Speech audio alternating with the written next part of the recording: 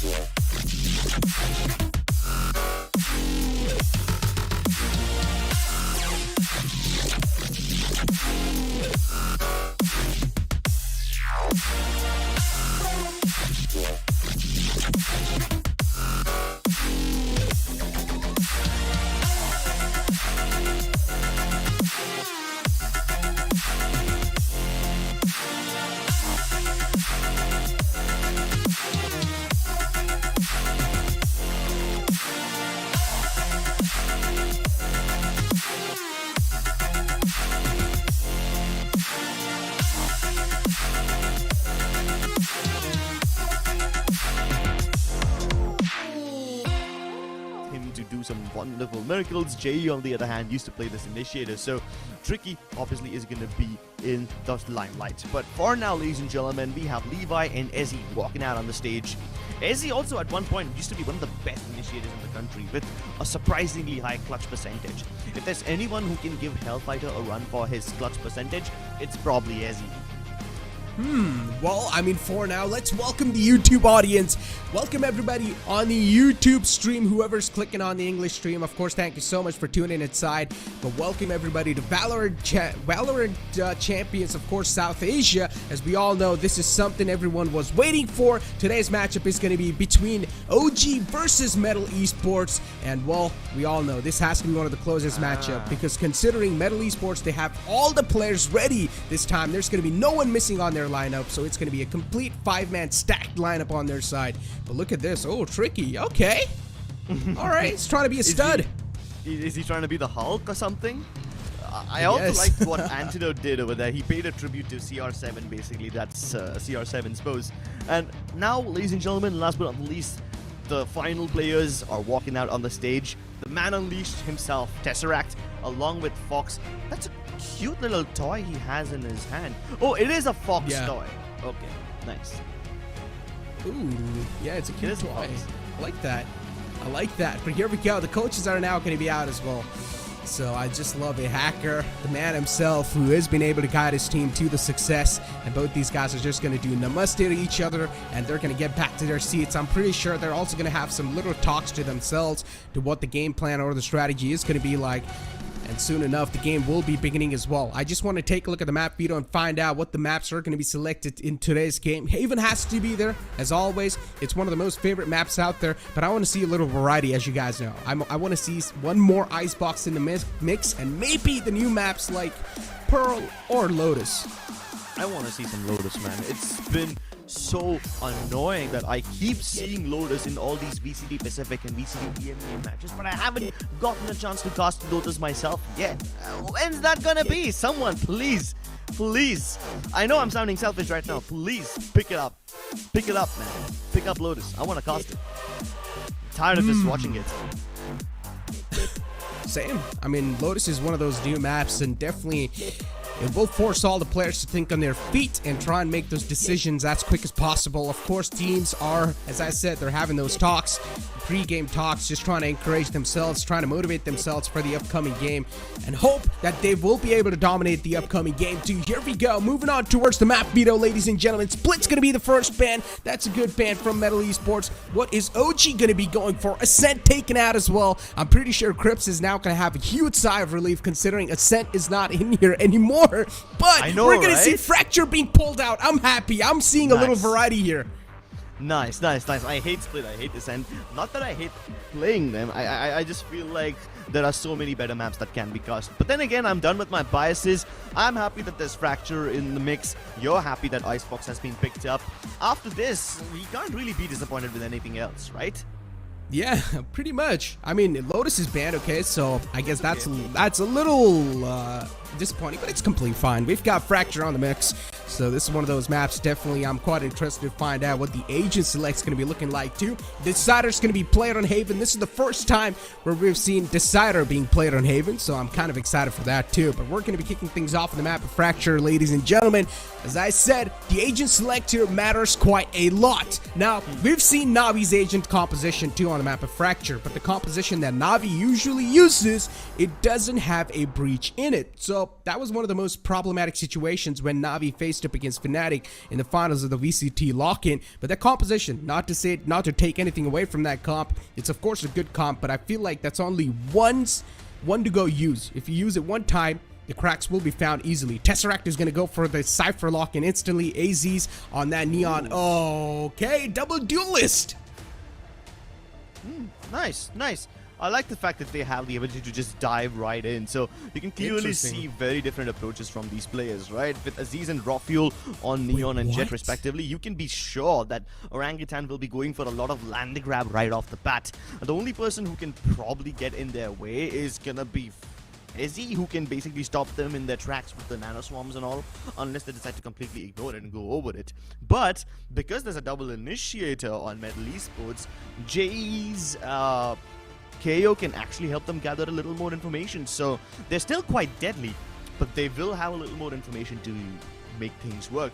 And that being said, because Fracture is such a tiny, congested map, you can silence the breach, you can suppress him with the 0 point and basically nullify him for some crucial seconds, which will really delay some pushes, because breach is basically the staple of this map. You need that util to get anywhere in. Interesting. So we've got a double duelist composition, but one thing that I'm really worried for OG over here is that they've got no agent that can give them the early info. They haven't got KO, which can scan and give them the info that, okay, there's someone present there. So that means OG will have to go for those aggressive peaks and pretty much try and take those risky ways of getting information early on inside the game. They will have to go for those peaks. So this allows OG to play aggressive, but as I said, it's also going to have a lot of risk backing it up as well. It really depends how the initiator is going to be setting the duelist up, and instantly we're going to go inside a technical timeout. Someone's having little issues, and I think it's Rafuel. A little issues with his PC, but we'll get it fixed up soon enough, I'm pretty sure. But as I said, the composition that OG have, I'm a little worried about that. Oh, wait. Actually, I'm not, and I'll tell you why. So, OG, one has to take this statistic with a pinch of salt. They have a 75% win rate on Fracture, but that's only because they've played it 3 times in the recent history. Surprisingly, they did play this map against MLT Esports in July last year. Now, I know that's a long time ago. The composition was way different. Lineups obviously were different. The meta was different. I mean, Chamber was in full swing at that time. And you also have to keep in mind that back when this match took place, Badman, Godvexy, and everyone was still in MLT Esports. So the imports were not present. Foxy, Tricky, and Ezzy were present. So the core of those 3 does kind of make things a little bit easier. But then Ezzy used to play Chamber back then. And even Orangutan, for that matter, had Shooter playing instead of coaching. I'm sorry, not Shooter, Doctor playing instead of coaching. They also had Shooter from Pakistan participating in the team at that point. So you can't take everything with a pinch of salt. But here we go, ladies and gentlemen. We've started with the action already. They dive straight into the B-side, fast lane in. And Levi is just shutting everybody down. Casually picks up the 3K. And Kakarot's just left to his own devices. Not the best way to start this game. Yeah, pretty quick round, to be honest. The game didn't even start, and we already have the first round concluding in the favor of OG. And considering this map is an attacker-sided map, this should give the players of MLT Esports, of course, little advantage. And as I said, OG, for that early information, they will definitely have to take those risky moves. They will need to take those risky peeks and go for the information. But at least they've got the first round secured, so that means now they're also going to be having the anti-eco in their hands. Better weaponry means an easy round in your hand. Well, MLT Esports never the kind of team to go for these forced buys. They will stick to their classics, and this is one frenzy purchased by Fox. So nothing to worry about yet for OG. They've got this camera marking towards B main. The remaining players, both Tesseract as well as Rafuel, marking Arcade. Yeah, there you go. Now that the Cypher utility's been broken, MLT Esports flood into the site. But this is actually nice, you know. Since Orangutan is not contesting the site, Metal can at least plant the spike before it all goes downhill. 2 players remaining, and they should be swept up as well easily. Tesseract's in the close. Is taken down a bit low, but as long as he's alive, that's all that's going to matter. A flawless round to be secured from OG. Once again, they're looking pretty strong. At least they've had a strong start. But now this is where they're going to be tested to their fullest potential, because now the opponents, they're going to have the Vandals and Phantoms in play. This is one of those rare eco rounds where everybody walks away with a win-win, you know?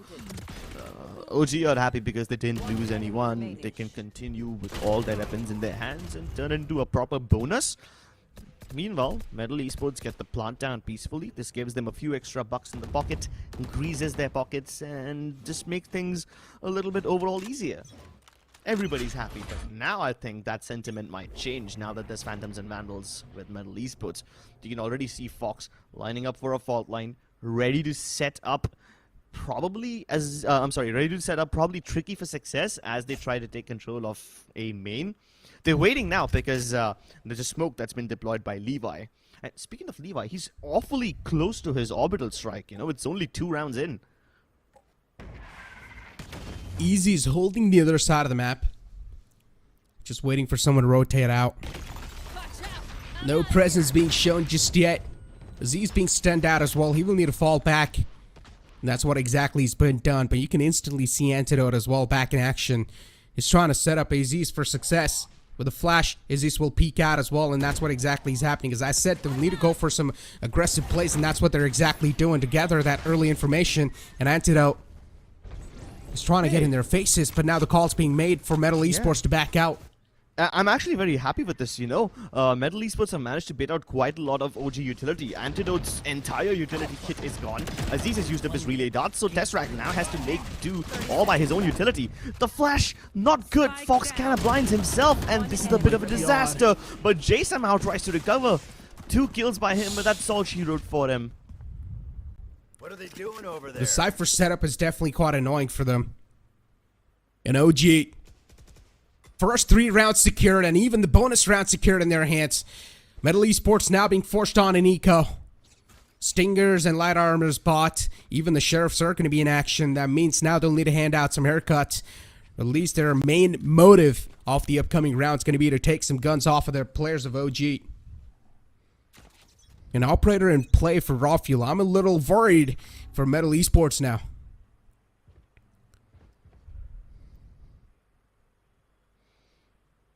Wow, this is actually really uncharacteristic of MLT Esports. Usually they like to spread out and have defaults all over the map, but now they're just going for this slow creep in from Dish. And they're actually able to get into the site. As a response, you have Aziz, who's already tucked himself into its A main, so that makes things difficult. And as Levi tries to chime in as well, MLT Esports are getting clobbered. Kakarot with a crucial kill. Jay still sitting in the corner. And Kakarot's just waiting for the flank. But he doesn't know there's no one on the flank just yet. 4 players, all the 4 players are stacked up in the defender spawn. Peeking out from ropes is Tesseract to spot out the player. He knows Jay's just stuck behind that box. And he will be instantly shut down. And now the last man to go, Kakarot, with only 45 HP and a huge mission in front of him. Seems pretty next to impossible. And he's still hiding inside the smoke. Soon the smoke will start to dissipate as well, and his lifeline too. Well, that's just quite clean from OG so far. I'm actually liking this. And because MLT Esports aren't using all that much map control, because they aren't crunching from both the sides, OG have so much more maneuverability, you know? Aziz is waiting towards A main, a position that you wouldn't normally expect a player to be in. Tesseract doesn't get blocked out. He's bold enough to walk out of the smokes and play from top of that rafter. And OG are just making it look simple. MLT Esports need to somehow make things easier for themselves. I mean, in round 3, they did make things easier. You know? They baited out all of Anti's and Aziz's utility, and that left them vulnerable. But oh my god, Aziz, are you serious? He just walks out with a rolling start. The orbital strike does nothing to help him, but hey, this is still quite stylish. Calm, cool, collected. Was able to just connect those heads like it's nothing. AZ starts off with a fire. And now OG, they're going to start to capitalize even more. Of course, a huge concern on the side of MLT Esports, and Tesseract finds himself another one through the smoke. Kakarot's all by himself on the main, gets caught in the side for tripwire. Now the position's clearly known. 3 players versus 1. As I said, looks next to impossible to pull off, but Kakarot, he's getting an inch closer every single time he's getting these kills, but Rafuel will shut it down. Oh, this lineup the players of OG have, it's allowing them to rotate and take those aggressive peaks so well. But MLT Esports need to find a way to punish them. Yeah, MLT Esports are getting clobbered right now. This is kind of a red flag at this point. The orbital strike that Kakarot used was just to get the kill on Aziz, but man was unfazed. Didn't seem to bother him at all. Got his kills, got the double as well, and fell back peacefully. And then MLT Esports were just left struggling, you know. Even when they tried to make a counterplay by pushing through the smokes, OG were all over them. It seems like MLT Esports are just not prepared for this super fast aggression from OG, and this is not even the first time that OG have tried this aggression, you know. Before, they've played double up towards Arcade. So it does kind of indicate that OG are really focusing on Arcade quite a lot. We've seen this in, the pistol round as well. We've seen it in round number 2 as well. They always have like a double stack towards Arcade. So MLT Esports by default will have a little struggle getting their foot into Arcade. What about other areas of the map? A main seems to be heavily marked. Antidote is playing quite aggressively over there, always helping Aziz to set up for a couple of kills. So those 2 areas seem to be heavily reinforced. Up until now, whenever Metal tried to approach Dish, they haven't faced any resistance until they actually drop into the site. But before that, at least they are able to sneak in, you know, so maybe do something with that. Strengths and weaknesses identified. Let's see what Metal do with this information. Oh, that's a full stack outside B. Yep. And MLT Esports are not even utilizing the other side this time. And not just this time, we aren't even seeing that other side being utilized to its fullest potential. Knife being set in the front, but the tripwires are still going to be activated, and Rafuel finds a collateral. Oh, that's a huge one. Might just put a full stop to the entire push. Easy's trying to creep and crawl his way in. Will find Tesseract, though. But that's all he's going to get. Still the man advantage in the favor of OG. They're trying to move up with the breach utilities. Aftershock utilized as well to find the man out of pocket. He has been out positioned at least for now, but the lockdown's going to be invested as well from Easy. And that's a huge lockdown. OG, things aren't looking that good. Brim ult being forced out. The orbital strike not in action anymore. That means MLT Esports, that might just be another huge sigh of relief. But AZ's going for the defuse. He's stinking it. And the crossfire's perfect. Antidote finds Easy. Trick is there to try and find, or at least straight things out, but it's not going to matter. OG, they're too quick. Oh, they're too quick. They're too deadly, dude. Rafuel just basically ruins their entire hope. MLT Esports tried to go for this contact play, and I think this was a calculated one, you know, because they've identified that OG almost have no resistance towards B main. They only have Cypher utilities placed over there. Meanwhile, the remaining members of OG, if they are playing on the B side, they will play from tower, marking Arcade. They almost never try to fight towards B main. So MLT Esports were right in going towards that region, but little did they know that Rafuel would destroy them like that. In fact, I think OG would have been able to win even if they did not use the orbital strike, because the lockdown from Easy did not cover the entire site, and it certainly did not cover the spike, so OG could have still sucked the defuse. The orbital strike was just basically an insurance policy coming out from Levi. Wasn't required, but it's nice to see. Metal tried the same thing once again. Same place, same utility deployed. and they get caught in a different trap fire. And what on earth is this? Antidote pushes out of the smoke without any fear, demoralizing Metal from making a single move. As he's trying to keep the hope alive, but there's just way too much on his plate. Oh.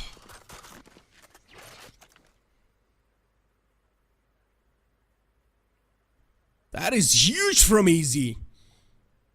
And look at the OG watch party. Considering OG have such a huge lead, of course, every single man on that watch party is going to be way too happy. And OG, look at him just lining him up on top of each other, but then Easy, all by himself, was able to flip things around. But still, the flip wasn't that strong, and that's why MLT Esports, they're still lacking a round on the board.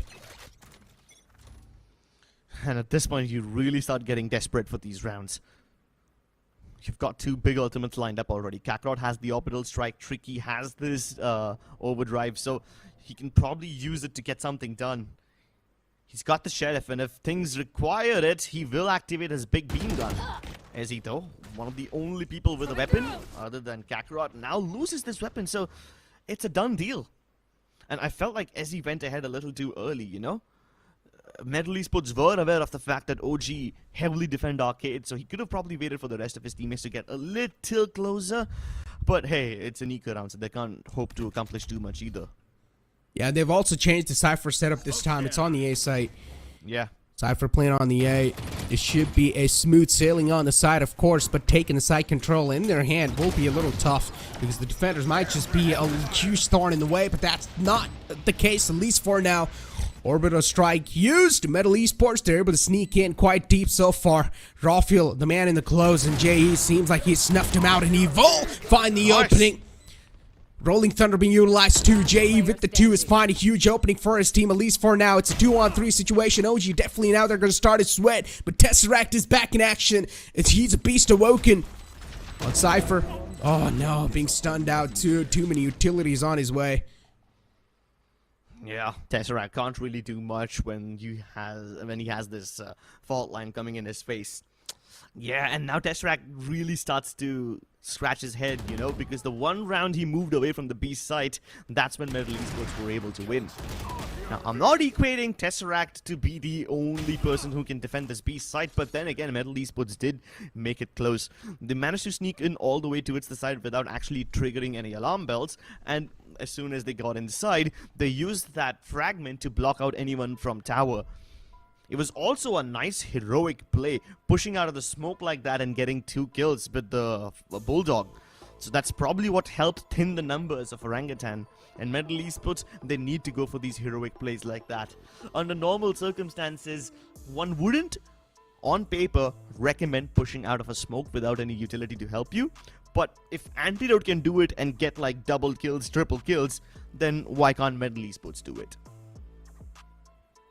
OG's timeout. And even though they just lost the first round, they have pulled out an instant tactical timeout. Seems something that VLT did in the previous matchup. But OG, they know it was weak buys from MLT Esports, and they still lost that round. They were not really able to see those aggressive pushes coming in through the smoke and all that stuff. So OG, they of course needed to talk to themselves and decide what exactly happened on the B site. What happened on the B side is, yeah, something they'll discuss in this tactical timeout. But you know what I'm afraid of? Look at the amount of ultimates that OG has stacked up now. I'm afraid that they'll use something to destroy MLT Esports. And this is a good setup from Levi. He almost escapes. Keep in mind that OG have never posted any defense towards Dish before, so now that MLT Esports are encountering resistance, even they are shocked, even they are surprised. Whatever MLT Esports thought of will now have to be recalculated. Oh, on a move. Rafiel's ready with the op, but the jump spot's there. Rafiel being forced back, but Easy connects that shot. Rafiel sees a bullet right to his dome. And he won't be able to stay alive to see another day, at least for now. Been taken out inside this round, and that's a huge threat neutralized already. The operator's not in play on OG anymore. That means Tesseract will need to handle things all by himself, and Easy once again peeks out, whiffs all of his shot, and will face the consequences. Rolling Thunder utilized too. Antidote, that's a huge Rolling Thunder from his side. Everyone on the side, at least for now, stunned out, but they will try to do the flash and peek combination. Trades did happen back and forth, and now we're down to a one-on-one situation. Kakarot versus Antidote, and he's going for the stick. Kakarot has no clue, and Antidote, he's such a sneaky man. Captain of Orangutan stepping up for the team. It all came down to Kakarot in that situation, you know, because he's the only player who cannot be accounted for. Everybody else caught in the Rolling Thunder. The tower area gets completely carpet bombed. And then it is up to Kakarot to somehow save his teammates from certain death. He does try to neutralize the situation, but Antidote, man, he is just too strong.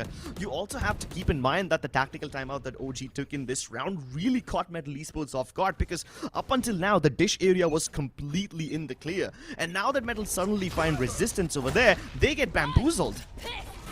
Oh, look at a quick take from MLT. Things aren't working out for MLT, and now they're starting to get desperate. The quick take was there, definitely. Oh my God. With Tricky's ultimate, but instantly everyone's being shut down. OG, their defense is just so strong. A wall that's uncrackable, and OG, they're just cracking open every single skull that is being found in front of them. Kakarot retrieves the Vandal in his hand, but we'll try to pull something impossible. And as I said, it looks pretty impossible. Finds one, gets the second one as well. Oh, he's able to line him up. But the third one will put a nail into the coffin. Yeah, those odds were just a bit too high for MLT Esports to conquer Kakarot. You know, whenever his team is in economic peril, he's almost always the person who somehow purchases a gun, and he's still able to get a couple of kills on the back of it. So even though his at least the rest of his team's economy is not the healthiest, he's able to keep himself afloat. The silver lining over here is Kakarot now has his orbital strike available, so that's something better than nothing, you know? But up until now, his orbital strike hasn't really caught anyone, it hasn't even damaged anyone. Forget damage, it hasn't even forced anyone to fall back, so that is a red flag. OG, turn up the pace, turn up the aggression. A fault line and Sky Smoke directly out of B main. This gives them a lot of advantage. Oh no! Disrespecting the fast lane! My goodness, nothing seems to be working out for MLT Esports. Fox again holding his nerves with the gun. And OG, they got a huge advantage back inside the game. Kakarot here, waiting for the flank, looking out for the flank, and AZ's is there in the back as well. The call's instantly being made probably that MLT Esports are trying to rotate out, but they're sort of choked in the back site. Both the players rotating towards AZ's. AZ's starting to fall back. Is still wanting to take those duels. He's really willing to take those duels. Yeah. But MLT Esports, oh, they're on the ropes. And this is what I was scared of. No. Getting caught when you're on the ropes is one of the most unfortunate things. And that's exactly what that happened. Ouch. It's painful to watch, dude. They might as well turn this rope into a noose. Oh, I don't want to go down and crack that dark joke, but this is just painful to watch, man. One enemy remaining. I can't take it, dude. My heart can't take it anymore. Even Antidote is embarrassed. He's like, come on, dude, give me a fight. These are some easy frags. I mean, even OG, they're really just trying to put that little touch of aggression inside the defense, right? And they need to do that with the composition they've got. And so far, they're doing it so well and successfully. But once again, maybe the fairy tale will come true for MLT Esports. Because on the map of Fracture, they're definitely getting dominated. You never know what happens on Icebox. Dude, unless the fairy godmother comes down and blesses them like she did to Cinderella, I don't think they're going to save MLT Esports. They're once again going for this 5-man push from A main, and it hasn't worked in the past. Will it work now? Orbital strike to hold them back, at least for the time being. At least this time, Kakarot's ultimate does clear some space, and then he surprises Aziz, which gets his team the man advantage for the first time in a very long time. But then Antidote sends forward the Rolling Thunder, and this should throw a spanner in the works. Counter util by Fox to keep OG at bay, but the time is ticking. Aftershock clears all the angles out. Both of them try to peek him at once, but Antidote still stoic, still strong. The flash gets Fox, but the timing is unfortunate. Kakarot puts the final nail in the coffin, and MLT Esports finally have another round to put on board. But the question, the burning question of the hour still remains, is it too little, too late? Only time will answer that question, and as you said, is it too little, too late? At least that's what it seems like for now. But we've seen some insane comebacks in the past as well, Crips. Anything's possible. Definitely. When you're on such a huge stage. But at least inside the first half, that's what it seems like it.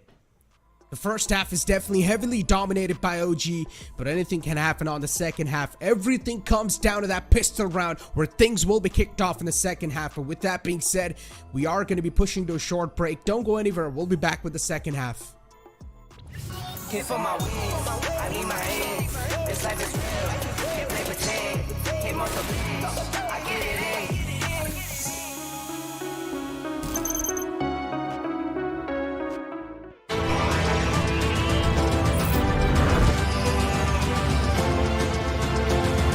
The all-new i20, born magnetic.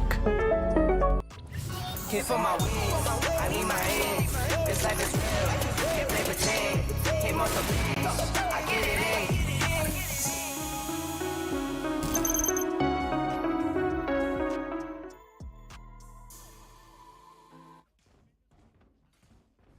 Here we go to the second half, ladies and gentlemen. MLT Esports, of course, they're bleeding heavily. But OG, they looked quite vulnerable in their previous matchup against ASTER Army. MLT Esports, so far, with their entire full 5-man lineup, they haven't been able to perform, but they're definitely showing those glimmer of hopes where fans can rely on. Let's see how much longer can this glimmer of hope actually keep on emanating light before it gets plunged into the darkness. Tricky once again. A beacon of light. The shining example of hope, which can probably get his team the win. Kills Tesseract, the man who made their lives miserable for the first 7 rounds of this game. And now they're also going pretty aggressive. MLT Esports, they themselves. But they've got no clue that OG, they're all over the map. They're just waiting for those aggressive pushes. And so far, they're making their way towards A. And definitely now the sound's being heard. Jay should have given the call away. He's down to only 12 HP. He doesn't definitely have a lot to hold him off. But MLT Esports, they need to start rotating as quick as possible. And OG, they themselves, they don't have a solid plan which they can rely on. They've only got 2 players waiting outside Arcade.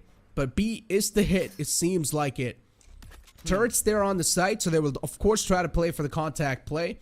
But every single player from OG as well is just stacked up on Arcade. Now the smokes are going to be deployed as well. Nanoswarm's activated just to try and stop them in their tracks. But that's not going to matter because MLT Esports, it seems like now the bodies are starting to drop on the floor. Fox is taken down way too low. Tremors utilized to try and make things a little difficult for the opponent. But OG, with the site control in the hands, they're looking pretty happy. Little time left though. Antidote can still be able to plant. They don't disrupt him, but they're still getting the kills. Kakarot and G really timing up. Oh my god! Oh my goodness! He just turns up all of a sudden. What? No. Jay finally puts his killing spree to an end, but I had my heart in my mouth. I was so scared. I know, right? Like, I was partially happy for MLT Esports because this was supposed to be their win. This was supposed to be the round they put up a number on the board, and Antidote almost took it away from them, dude. And there's a high chance we're probably going to be seeing a force buy because they also got the plant down, Crips. Oh, of course. So they're definitely going to have those extra credits. Of course. And this was way too close for comfort. It was not supposed to be this close. And the last man, JE, who was alive, he only had 12 HP in the hands. Imagine, right? Imagine. I mean, MLT Esports aren't the kind of team who go for the force buys in second round, regardless of the pistol outkin, but OG almost always do that. So now they've got these Spectres and Stingers in the mix. Can they go up against the Bulldogs that Kakarot and JE are wielding? Aziz turns up the pace, all of a sudden the flashes and the slide. It cancels out Tricky's tracking. JE, he is demolished.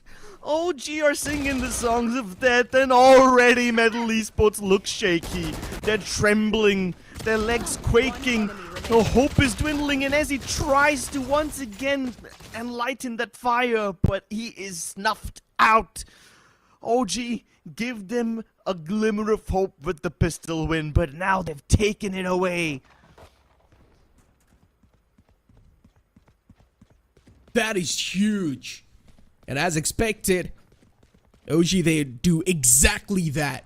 The force buy comes out on the aggressive page. Is AZ's in the front. All the attention was gathered onto himself in the A main area. And the team in the back started doing their work. Of course, as Boaster said in his tweet, that's what Duelist's job is, to gather the attention and make his team's job easier. And he did so perfectly. And now the Sheriffs are going to be on the board on their opponents, MLT Esports. Definitely, they are going to be sweating a little bit here. An aggressive peek from Fox is going to cost him his life. Don't exactly know why Fox went for that. Of course, maybe for an informational peek, but still, that was not something he could afford in such a critical condition. Tesseract finds a 2K for himself, and now Easy is trying to follow the same footsteps as well, and Tesseract is just waiting for the flank. The tripwire will get activated soon enough, but this time, it's Tesseract body that hits the floor. Nice shot by Tricky, but there's just way too much on his plate. OG are just running this through. Speed running the entire game. They want to get to map number 2 already. Frack just seems to be a completely one-sided game. I expected a little more resistance from MLT Esports, but so far their plays look fairly one-dimensional. Oh boy. And a timeout from MLT Esports, you might as well utilize it if you've got it left. Because this is the last round of the map. Pulling this map off is, I'm going to just say it, it's impossible with how MLT Esports are playing this so far. And with the trade game that OG's showing on the board. The trade game's just on the point. OG's teamwork is looking so phenomenal. And to counter that, MLT Esports will need to flip the switch in seconds. And that sounds a little next to impossible as well. And just to let you guys know, on the players' demands, even the monitors have been changed as well. Oh yeah. Oh yeah, actually I just noticed that. I don't think there was too many... I don't think there was any problem with the previous monitor as opposed to the monitor stand, because that monitor stand was like kind of in a V-shape thingy, you know? It kind of blocks up a lot of your space which you need for a mouse pad, so that was like one of the only issues that the players were raising. Otherwise, the monitor itself was fine. It was the stand that gets in the way. I can understand, you know, I, being a player who has a fairly low mouse sensitivity as well, can relate to running out of mousepad space. In fact, I think the only other person who I know who has some really, really high mouse sensitivity is Deathmaker. I can't really think of anything, anyone else at that point who has high sensitivity. Almost every other player has low. Okay. Tripwire's being placed. And here we go. Yeah. OG once again on the aggressive page. They have already made their presence all the way on the drop. And they're going to start to make it inside as well. They've got the site control in the hand, but Tricky's all by himself on the main, trying to hold things off. And now they've also got the turret contact. Levi misses those crucial spray, and he will be taken out. But Rawfield's there to at least even things out. So basically, it's not Metal that's good. It's this play out of dish that is cursed. Every time Metal tried it on the attacking side, they failed, and now that OG went for the same play, even they haven't been able to gather too much success. I mean, the round isn't over yet. Antidote can still turn things around. Rawfield does die, but Antidote has an opportunity to get inside. Actually, never mind, not anymore. Jay spotted him. So yeah, it's this play that is kind of cursed for both these teams.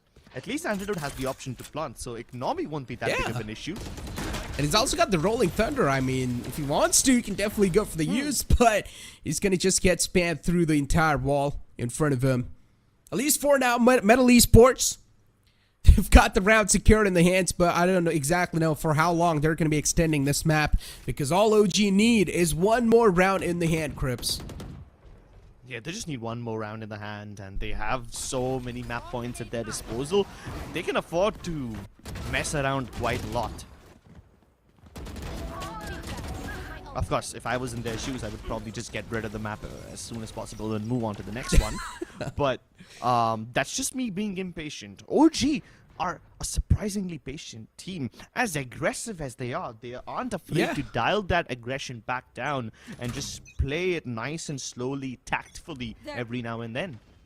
Exactly, though. But again, the format of the tournament's quite interesting too, right? You need to take every single map close. You cannot have a lot of round difference. Exactly. So that's why maybe MLT Esports is trying to fight back and they want to take this map as close as possible, or at least get a couple of more rounds back in their hands. But this Rolling Thunder from Antidote is making me sweat a little bit. MLT Esports, they might just have their death approaching them soon.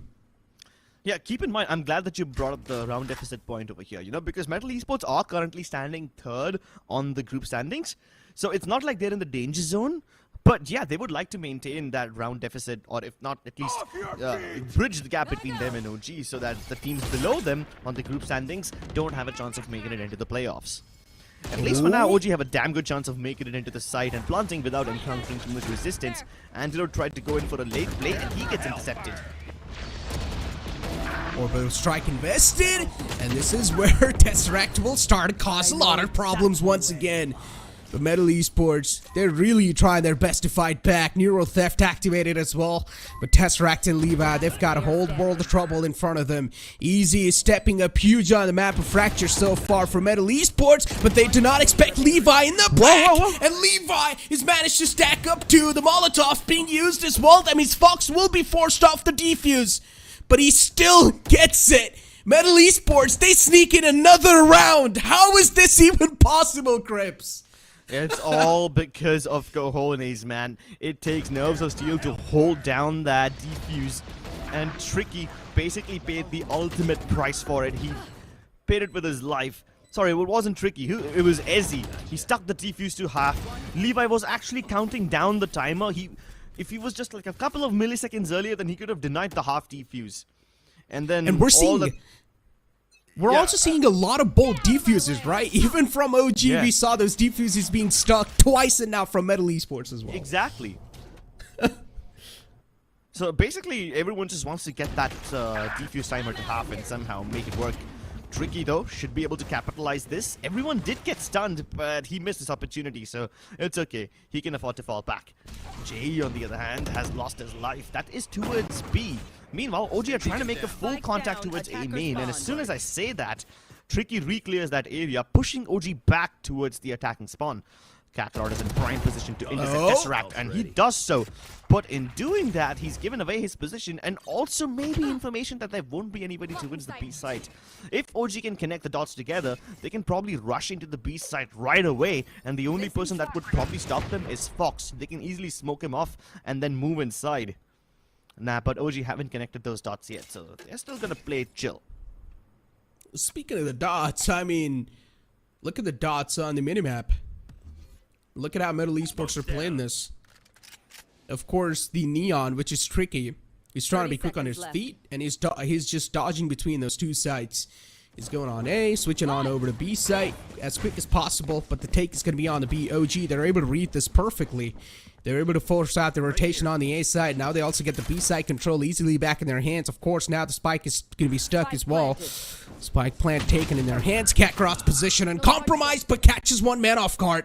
Rafuel gets the trade instantly. Will also retrieve a Vandal in his hand, so that's a good news for them, at least for now. It's a 2-on-3 situation. Man advantage in the hands of MLT Esports, but these shots are just hurting MLT Esports. They're bleeding even more, and Rafuel, he's looking to put a full stop to this entire fairy tale of MLT Esports. One more round to go, and OG, they're way too close, and they're going to start inching even closer as they secure the final round on the map of Fracture. OG, a dominating victory against MLT Esports. What a win from Orangutan. They took everything cautiously. In that last round, they didn't even have too much money to purchase weapons, so whatever they could acquire off the ground, they used it, recaptured the B site, and you could even see the hesitation in the face of Levi, right? He didn't go for the plant right away.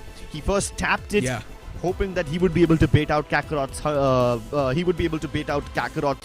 orbital strike, but then they killed Kakarot, so that's done. No other counter util to stop the plant, and then Rafuel was just an absolute turret in that place. Exactly. Well, you know what, Crips? There's a lot to talk about the previous matchup, but we will talk about that after this short break. For my wins, I need my hands. This life is real. Can't play pretend. Came off the bench. I get it in.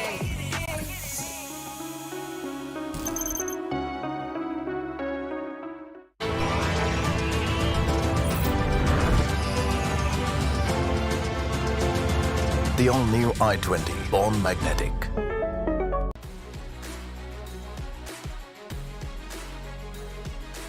Making dreams come true and memories happier.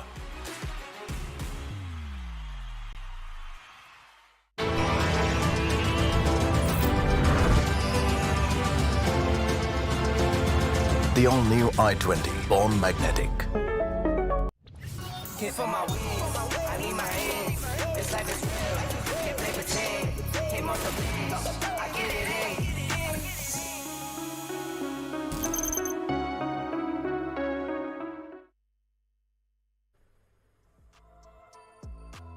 Well, welcome back, ladies and gentlemen. Valorant Challenger South Asia, driven by Hyundai. The first map, of course, dominated by OG, but the upcoming map is going to be Icebox. But for now, it's our time to talk about the fracture and what exactly went wrong with MLT Esports Crips.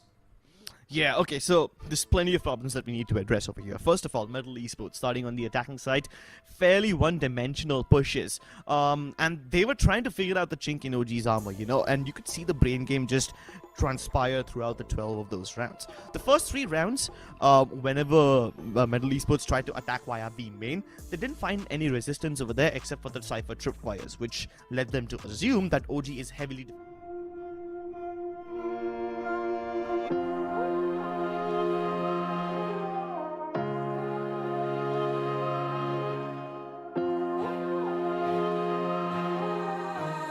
I know my destiny.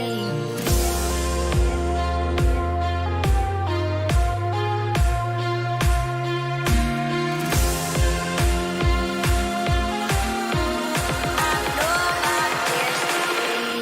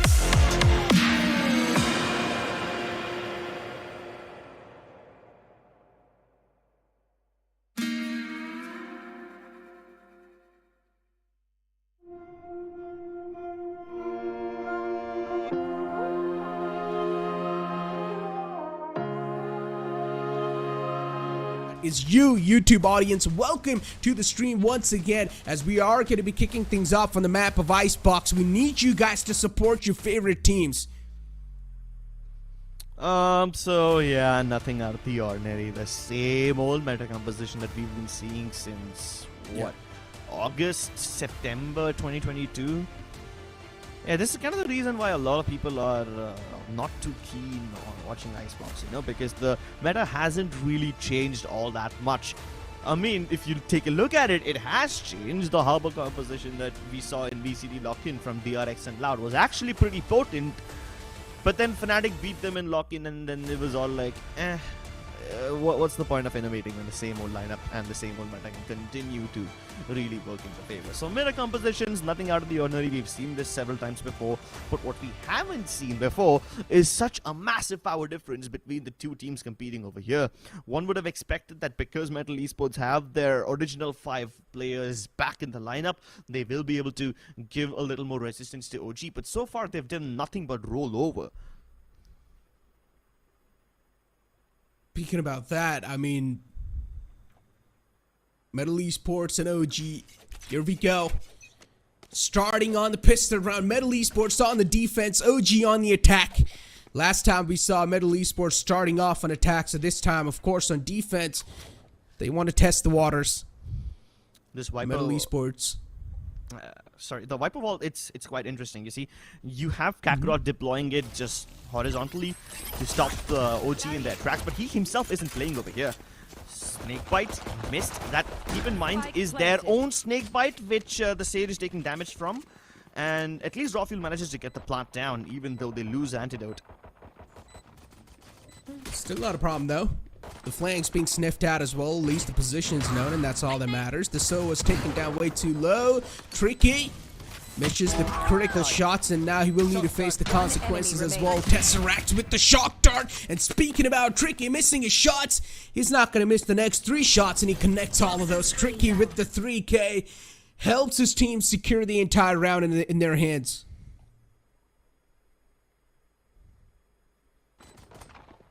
Tricky being such a huge difference maker, gets in the backline so quickly, and even though Rawfuel detected where he was, it kind of throws a little spanner in the works of OG.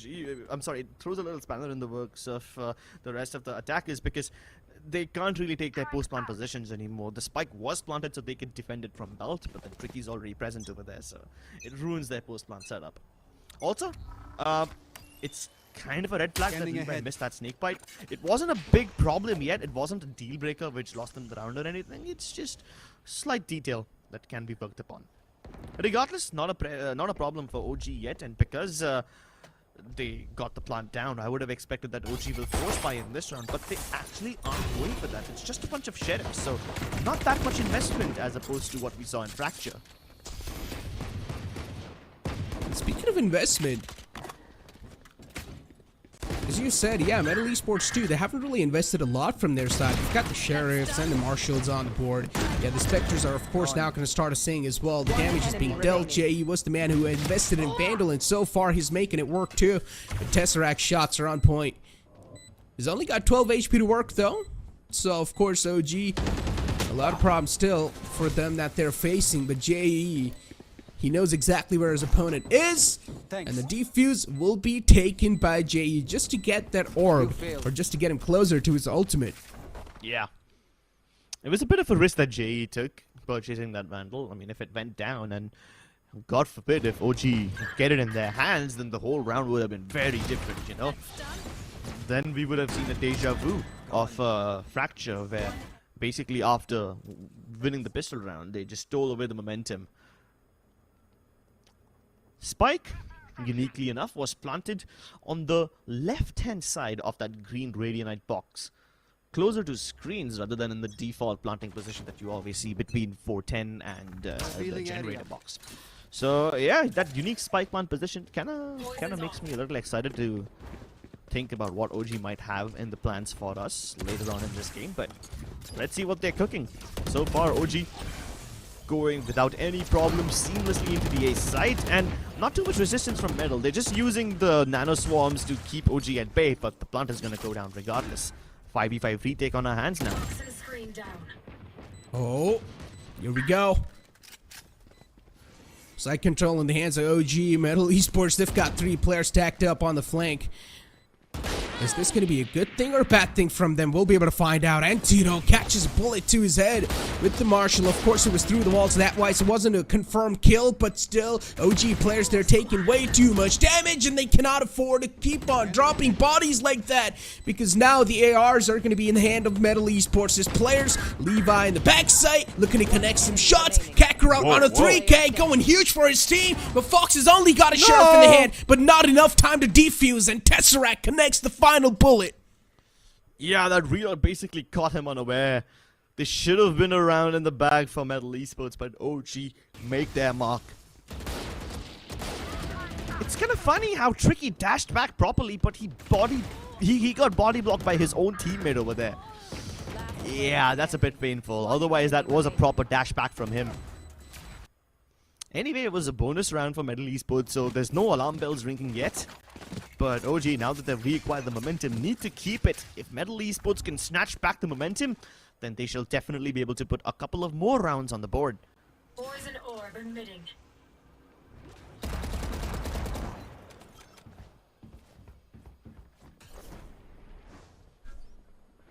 Oh, creeping up on the beam. Slowly and steadily. Getting quite close to the plant. The wall's gonna be raised too, but look at Rafiel. He's taking heavy amount of damages. He was still sticking the plant, but he wasn't able to pull it off successfully. And now, Aziz is gonna go and try to get the plant stuck. He definitely will get the plant down, but nothing more than that. JE was able to shut down Levi as well. Not a good news, of course, for the side of OG, but they've still got 2 players up and alive, which can flip the table and flip the odds in their favor. The spam is there, and the connection is there as well. Aziz goes huge with a 3K. And now leaving Tesseract all by himself inside this clutch situation. Tricky going for the defuse, won't get it. This was so close, man. Metal almost had it in the bag. As soon as Levi dropped his Viper Spit, a counter Viper Spit was deployed by the defenders. And as soon as Levi died, I was like, yep, that's it. Metal Esports should be able to get this round back. And as soon as I start thinking about that, Aziz just turns into a demon, man. He channels all that satanic energy through his fingers. Decimates his opponents with it. And once again, Metal Esports knocked back down into the economic trenches. Well, at least they've got the Hunter's Fury alive, and also the Resurrection on Rafiel. Tricky has popped his Blade Storm because, of course, they're on struggling phase when it comes to the economy. Tricky will find the opening. We'll find the first man down, but the Resurrection's instantly there. As I mentioned, OG will definitely use that. Considering their opponent is on broken buys, or as you can also say on ecos, Metal Esports, the odds are not really stacking in their favor inside this round, but still, OG, they're taking it quite cautiously. Look at Easy. He's managed to sneak up quite deep. Is he going to be checked? Yeah, this is like a one-handed angle for him, but as long as he remains a sneaky beaky ninja, he can get a multi-kill and make it really worth it. The spike now going past him. Trigger discipline, pristine, and he snaps back. And another one. Backup from JE arrives. And Antidote now left to pick up the pieces, pick up the scraps, but he's picking up all these kills too. Spike, unfortunately, can't be picked up. It's dropped in no man's land. And he will have to dig deep for this one. Huh? Wait, how was that a miss? Oh, he was moving. He was still in the motion of moving when he took that shot. He wasn't completely still. And that's one of those operator thingies that might just happen to you. But the run and gun with the classic with the burst will work out. But Tricky is there to save the day once again. MLT Esports, a nice eco round secured from their side. Yeah, but it came at the cost of 2 ultimates. The Hunter's Fury at the start, quite nice. The recon dart was absolutely perfect. And then Tricky as well, using the Blade Storm to perfection. You cannot overlook AZ's performance over there. And as soon as AZ made the call that, hey, you guys, I'm spotting them, even JE, he just snuck up on that zipline and came in for the backup. Really quick thinking by MLT Esports over there. And this is quite an impactful round. MLT Esports was struggling financially, not anymore. Oh no. The stop is recoverable by OG. And if Antidote picks it up, you can probably start singing the songs of death again. Indeed it is, but this map is looking way too close, man. Both these players and both these teams are giving a tough and equal fight to each other. Vandal in the hand of Tricky, looking to give some haircuts. From MLT Esports, they're always up with a trade. Easy. He's definitely feeling himself inside this entire BO3 series so far. Even on the map of Fracture, he was always there putting up numbers for his team. Spike retrieved. Tesseract has the control of the side as well. Both those players are being forced out in mid, but Tesseract exactly doesn't know where these players are positioned. Yeah, and I'm actually glad. I'm actually glad that Kakarot and Ezzy are playing this together. They would much rather take their chances together than give separate 1v1s to Tesseract. Behind you. Oh, Tesseract! Yeah, the timing He's just making me stand up from my chair. This is just way too close. 30 seconds left. Tesseract. He's still not going for the plant. He's only got 30 seconds. He knows he has a lot of time, but he's just second guessing himself. He doesn't know exactly where the opponents are. But now finally the presents will be given away, but they don't exactly know what Tesseract presents. And he might just find the first, but no, it's going to be the answer. Really good round by MLT Esports over there. I was kind of concerned that as soon as that first op shot was missed, I was like, oh no, that's a problem. Now OG can recover this weapon. And no, actually, Tricky managed to recover it back. Got it. And he had like another Vandal also present from where he was playing behind that small Raidenite box. He had the op in his hands and then he just immediately switched his weapon to continue playing over there. So that's quite quick thinking. But Tesseract too, I appreciate what he was trying to do. He was trying to fake plant, hoping that somebody from MLT Esports would overextend and give him a free 1v1, which would improve his odds. But MLT Esports, disciplined, they don't give any chances to Tesseract for clutching this one out.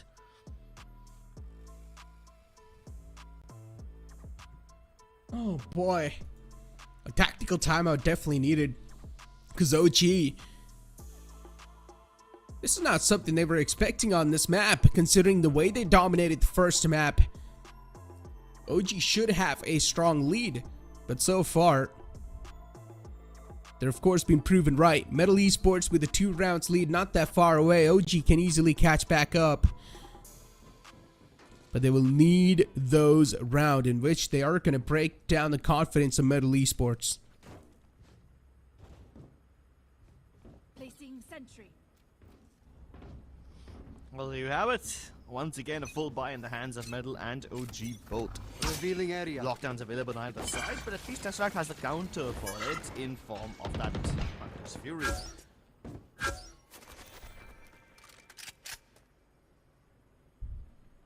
Scan was there pretty well. Easy's got the lockdown available too in his hand, so he can try to at least deny the push for a while. And he's staying in mid. Just trying to guard out mid. SNS, the confirmation is going to be there. Instantly, the lockdown will be invested, but this time it's going to be Antidote to use the lockdown first. And I'm pretty sure Easy is going to save his lockdown for the retake if possible. Side take in the hands of OG. AZ still looking to push up the boundaries, but he's at least got the side control for his team, making a space for his team as well. Raw fuel's being cut off. OG, they will still go for the plant once again. Kakarot with the flank, catching the players off guard. But Levi's there to try things out. And now, as I said, as soon as the retake's going to be started, Easy will invest his own lockdown. But OG, they've got their own lurk on mid. Yeah, and this lurk needs to come in quickly. Levi isn't in position to help his teammates out, and he can basically kiss this round, get by. It's also quite important that they managed to get the kill onto Tesseract quite early on in the round, because if Tesseract stayed alive, then his Hunter's Fury would have been able to counter the lockdown of Easy. So that really made things, like I said, easy for them. Levi with the look was actually quite nice. He should have been able to come all the way from Boiler and help out his teammates towards screen, but because of the lockdown, he was forced to take the long way around, go in via kitchen. So that kind of screwed things over. Still feel like should have had a little patience with the lockdown. But it's okay. It was needed to get the site control in the hands. MLT Esports, operator active, on the board on top of yellow. And OG will need to stay cautious as ever before. One single shot and you will meet your makers. And Tricky, he's looking pretty precise so far. We talked about that one shot, and as I said, he's looking precise. He misses the upcoming shot. You jinxed him, bro. You jinxed him hard, dude. I'm sorry. You always happen to be the unlucky champ of some of these players, Necro. I mean, I'm not the one to believe in superstition, but... Oh, man. Hey, what are the odds, though?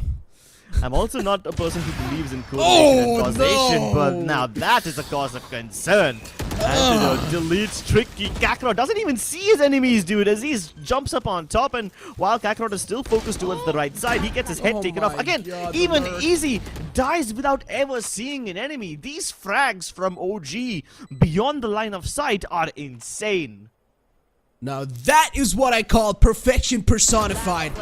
Oh, they didn't even lose a single duel yet. They got the site control so cleanly in the hand. Got rid of the operator as well.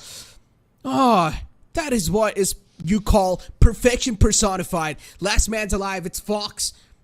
And he's also got the resurrection, which of course he will utilize in the upcoming rounds. But at least this round's been given away to OG. It's gifted away by MLT Esports. They will still have a decent amount of lead, which they can definitely rely on, as it can work as a cushion. But you shouldn't do that. Oh my god. So close. What? Oh man. So not only does Fox lose all the money from surviving beyond the timer, he also doesn't get to carry his gun forward. So he's extra broke now. I mean, if he died before the spike exploded, then he at least wouldn't have to face that economic penalty. And now he has to face both. That's just painful, man. This is nice for OG. It keeps MLT Esports humble. In one round, they inflicted so much economic damage that most teams would take 2 rounds to do this much. And now MLT Esports are broke. This is the last of the weaponry that they can buy. Even going forward into the next round, they won't be able to afford all the utility. Oh, and Levi's just making it look so easy. This is the first time that he sneaked into Tube, by the way. This area has, up until now, remained unexplored for OG.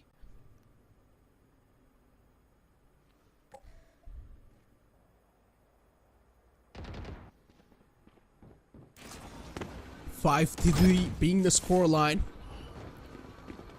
And OG, they were at least able to stop the momentum for now, as they got the previous round. Instantly, the resurrection's being stuck as well. OG, they get the site control back in their hands. Hunter's Fury utilized 2 to try and stop the rotation from the ramps, but that's not going to allow them to stop, at least for now.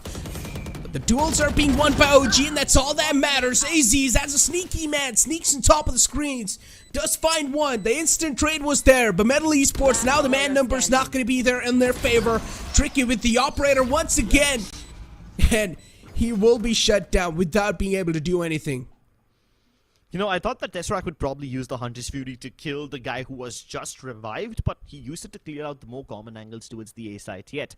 Regardless of his decision, it works out because OG are able to win the round in an almost flawless fashion. So many players of them left alive, and now the momentum starts to swing in their favor. Not only do OG start to put the rounds together, but because all their players are alive, they don't have to reinvest too much into these rounds, which means their economy starts to go up, up, up.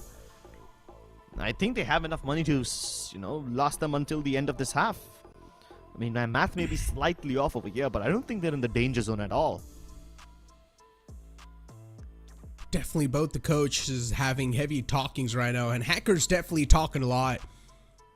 Maybe not OG's coach that much, but Hacker's got a lot of calls that he wants to convey to his team. Because MLT Esports, they're on the verge of losing all the lead they gathered early off inside the entire game. And this is the timeout from them too. We might see some sort of switch ups inside the default if Hacker's able to read into something.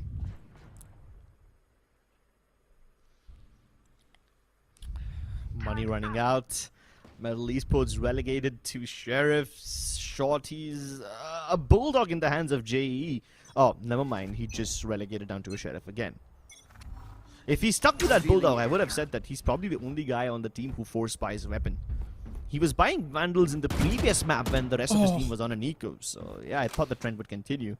Anyway, certain death for JE, at least postponed for now, as he's still looking to get his head off. But oh my god. Now MLT Esports are starting to focus on mid quite a lot, as well as B. This is the push coming in from Tricky. Antidote ready to push. Aziz countering back from mid, and oh no, Fox trying to wall that area off. Antidote takes his head off. Copy kill. Oh, wow. Kakarot. Standing. Those crispy shots, but raw fuel. We'll put a full stop to his story. The plant goes down as well. And Jay, the last man up and alive, trying to put some dent on the opponent's economy. But still, OG, they've got a lot of money. They've got like 5,000 credits stacked up on every single player almost. Yeah, like I said, they don't have to worry about money till the end of this half. They're chilling. And Jay, the last man up and alive, has also got a Vandal in the hand. But again, going for the save is of course not going to matter that much, or it's not going to make a lot of sense. He tried to pull something off, but Tesseract is in an angle where he's unexpected. Yeah, and Tesseract won't let him save the gun. That was like the only play that those servers could have made over there. It's not like he's going to touch the 1v3, so you might as well try to save the weapon because your teammates are in shambles when it comes to money. Nice couple of shots by Kakarot over here though. Really cool performance. But again, OG, the way they have recovered, it is obviously not a threat to them anymore. Last 2 rounds of the half. Let's see what MLT Esports have in store. They've got the Viper Spit available on Kakarot finally once again, but I don't think this Viper Spit is going to help.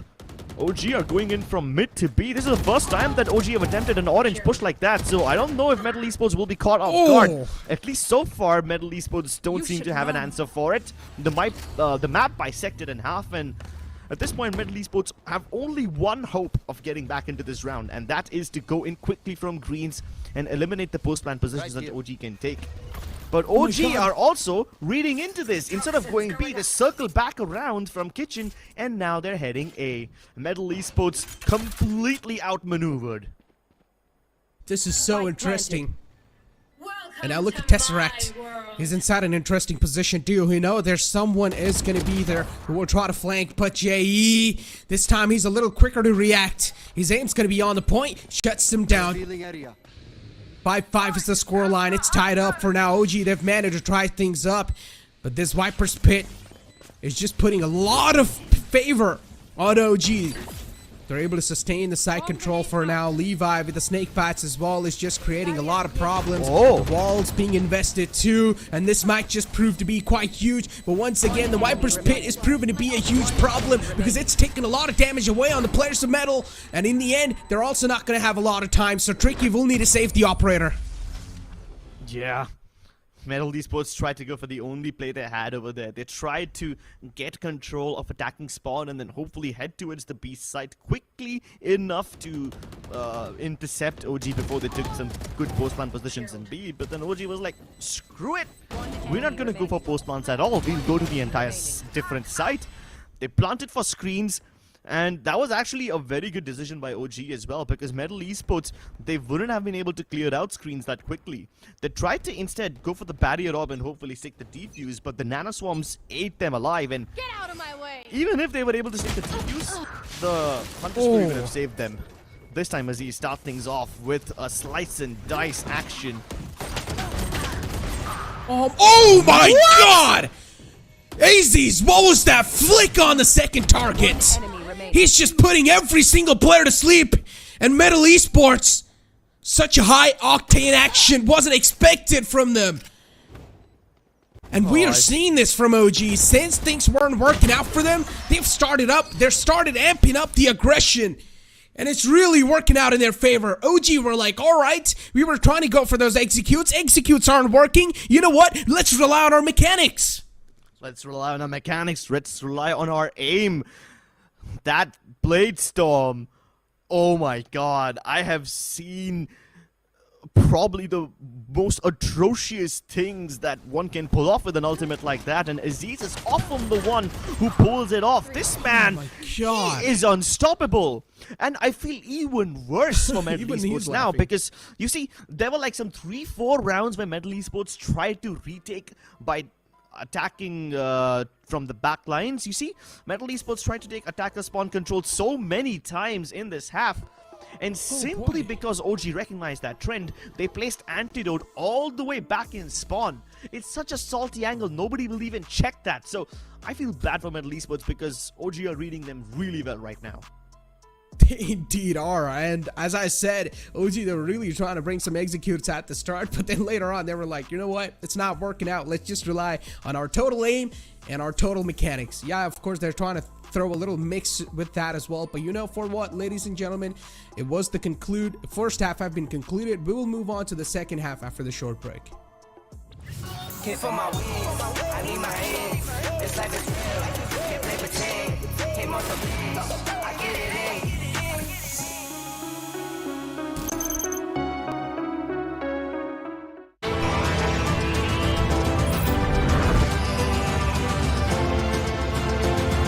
The all-new i20, born magnetic. Came for my wings, I need my eggs. This life is real, can't play pretend. Came off the beach, I get it in.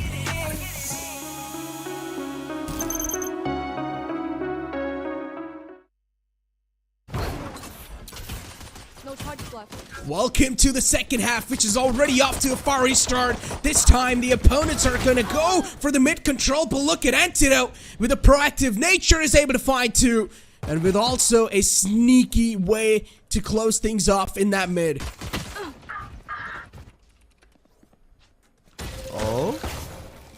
Oh, interesting. Last player standing. I don't see the purpose of it, but MLT Esports are going for something really unique. This push all the way from tube to kitchen. I don't think I've seen any other team try this in pistol rounds, you know? We've seen plenty of variations of it. We've seen even OG attempt one round like this. I think it was either round 10 or 11 or something, but you don't see stuff like this in the pistol rounds. So kudos to MLT Esports for keeping things fresh. One of the most crappy pistol rounds I've seen so far. Yeah, but hey, they move fearlessly. They indeed did. They indeed did. Just like our Philips One Blade. Throwing a little sponsor call out in there too. But 6-7. And at least the first round's being captured by MLT Esports in the second half, which was really needed for them to try and make the equalizer possible. And now they've also got the superior weaponry on which they can, of course, rely on to get the side control. And what's happening over here? OG, they're going for a complete rotate. They're expecting a B-side hit.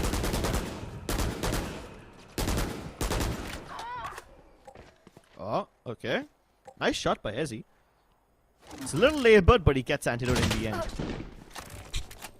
OG don't have too much resistance. This is one of those rare runs where OG actually haven't gone for the force buy, you know, because based on previous performances, I was convinced that OG will always force buy. It's fine. They have a decent enough lead for now. And the bursts don't connect, so the pistol duel does go in the favor of Kakarot. This Viper duo, he comes out on top. Player standing. Decent enough round from MLT Esports, yeah? Kakarot's farming all the frags. Getting closer to the Viper Spit. He didn't get to use his Viper Spit too often in the previous half. Even when he did, he didn't have that much of a chance. So, MLT Esports, yeah, keeping things clean. Indeed. There are some MLT Esports cheers in the audience who are cheering the entire team. And they definitely do need these cheers considering the way they lost the first map and now the second map is just way too close for comfort But this is where the true round starts. OG now will have the guns on the board. They've got the better weaponry now, and MLT Esports, they've got Sheriffs and Bulldogs in play.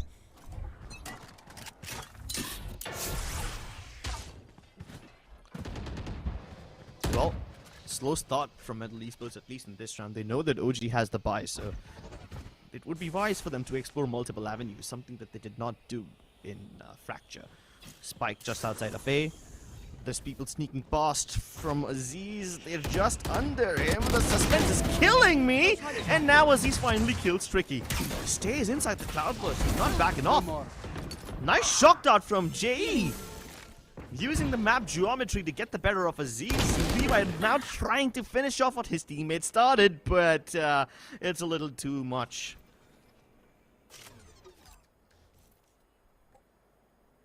Oh my god, this would be the worst instance of timing. Rofuel just passed from underneath over here, and Kakarot just a second later comes up from behind him. Oh, this is unfortunate for Rofuel. I feel bad for him, I do. But at the same time, I'm happy that MLT Esports are able to put up a little bit of a challenge over here. Keep things competitive. Given the way that this round progressed, it does seem that OG are not afraid of taking risks. You see, they almost left mid completely open.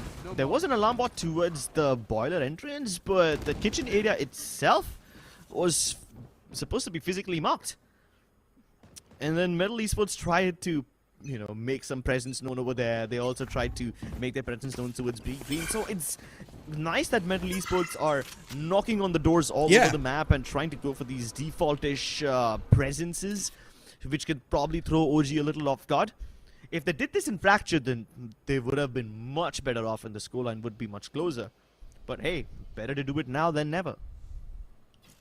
And considering Metal won that previous round, this gives them a huge edge on the economical side too. Yeah. They've got a nice little economy boost now compared to their opponents, because their opponents, of course, their economy is looking in shambles. But they'll need to make these Spectres and Marshals count. Some heads need to be taken off. They need to be cut off.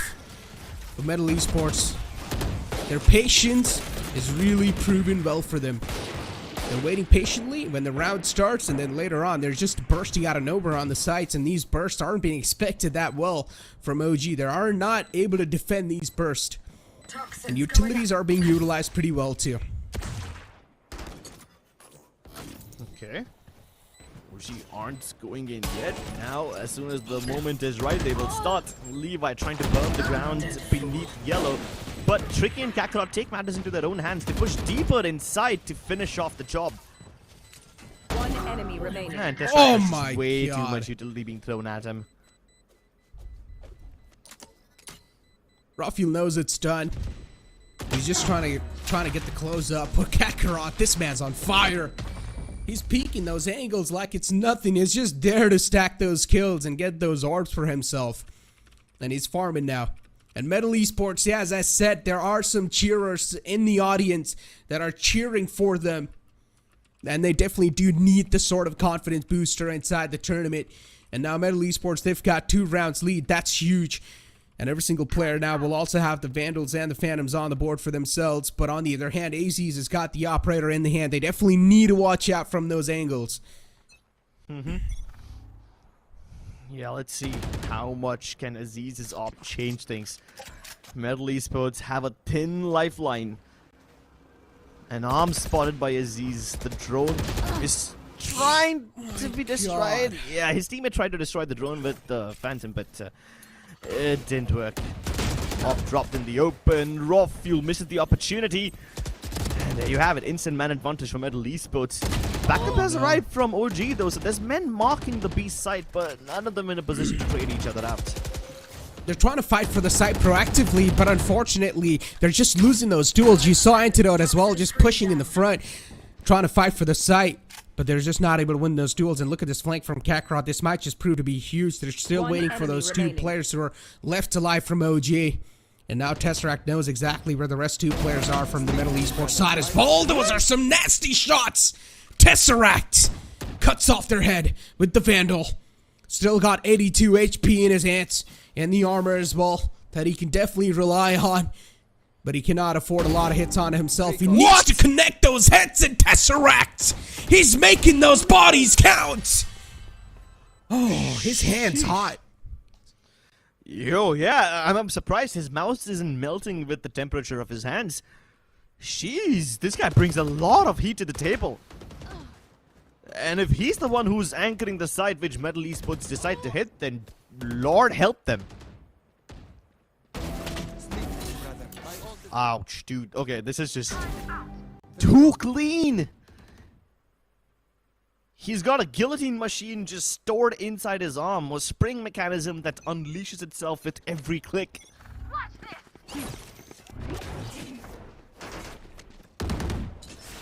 And look at this, Metal Esports. They're really just trying to play with the minds of OG. OG don't exactly know where to rotate, what to do. They're Now always it seems like just... they have the right idea. Yeah, it does seem like it. But you never know. Metal Esports is one of those teams that can throw a little spin in the mix at the last moment. And OG just will be thrown off completely. At least for now, they've got no one on the lurk. So one thing is for sure that all the 5 players are just stacked in the front. AZ's has got the information as well. The Outrun spotted out too. The trades are there exactly on the point, but he's missed all of his knives. AZ's, the knights are the only thing you can rely on, but tricky. Now he's starting to line these bodies up. Fox will also get the resurrection on the only fallen man. And now the entire army stands tall against OG. Where they have 5 players to go against, and OG, they've got 2 of their own. Last player standing. Timing. Oh, Could the have shots! almost thread the needle, but Levi also hitting some nutty shots. Yeah, and it finally seems like Metal Esports are here to stay. I was a little skeptical about their progress, but the number of times they've put OG at an economic deficit really solidifies their lead. And now with Fox almost on 9,000 credits mark and everybody else above 5,000 mark, Metal Esports don't have to worry about money anymore at the very least. But What? Levi, are you serious? Oh my god! What was that? Where are these shots in the defense? You see Tesseract hitting these nutty shots in the post-plant segment in exit frags, and even Levi steps up with the most crispiest ace. Unfortunately, it's all just a bunch of exit frags. This is very stylish to look at, but if these are the kind of shots that OG members start to hit in actual defense, then Metal Esports better start praying. That is one of the most disgusting and the nastiest aces I've ever witnessed inside the VCSA. Also, the most futile aces. It breaks my heart because these shots are beautiful. Absolutely drop dead gorgeous. I just wish they came a little early in the round. Oh man, Levi, he really just obliterated his opponents with just that sheriff. Yeah, it's another story that they didn't really get the round secured in their hands, but still, I mean, that sort of an impactful play at least have to have some sort of an impact on your opponent's minds, right? I know, right? It's gonna be so impactful for your own mental too. And OG are like, you know what? We can hit these shots. Why don't we just play very aggressively? They did the same thing in the last round of the first half, where they basically just send Aziz on an assassination mission. And now that OG have activated their inner aim demons, they can probably get this thing on the chopping block. Up until now, Metal have won every single round in the second half, and OG have nothing to show for it. But with so many ultimates online and their aim activated, I'm starting to fear what OG will show us. I'm telling you, man, it's the Terra Crosser. That dot crosser you're seeing there, a lot of people are starting to use it, and that's the Terra Crosser. I think a lot of people use dot tiding. I don't think you can label it Tarek, but yeah, sure. I mean, I know you can't really label it, but you know, it's just like, Yeah, he's been using that since the start of Valorant, since he started playing Valorant. and But this is look what at we Aziz. feared, right? This is exactly what we were worried about. Aziz activating himself. He knows for a fact there's 2 people on pipes. He knows he can get traded, but does that deter him? Absolutely not. Oh my god, he's expecting this! They did get the trade, but the problem is, it's not going to work out in the favor of Metal. The intentions are now given away, and even the man inside the tube cannot fall back anymore. Fox's position was compromised. He was able to take down the Killjoy, but look at the man number. It's just heavily stacked on the OG side.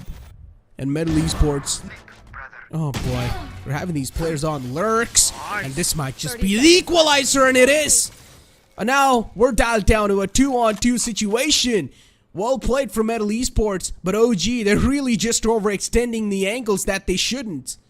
Yeah, I mean, I was concerned that MLT Esports are so far away from each other they won't be able to trade, but so far they're doing just fine. Fox alleviates the pressure, and with this he figures out that Rocket is far enough that JE can plant peacefully. But the Resurrect coming through, the odds are stacked against him, but Jay is playing for first contact on top. After he gets that first frag, he can easily fall back and then boil it down to a 1v2. They check for him, they account it. OG, they keep things competitive, they're not kicking the bucket yet. You can see Antidote just wiping his hands off to his pants, and even Rafael himself has got a cloth in front of him which he's wiping his hands too. And that's mainly because the sweat, when you play from such a high level competition, or when you play inside the tournament, your hands do tend to get sweaty and the grip on your mouse starts to fade away. So you need to keep your hands dry to get the grip rolling in your favor. But speaking of that, this round, another close round, and this was way too close for comfort. It shouldn't have been this close, but OG, the players started to overheat.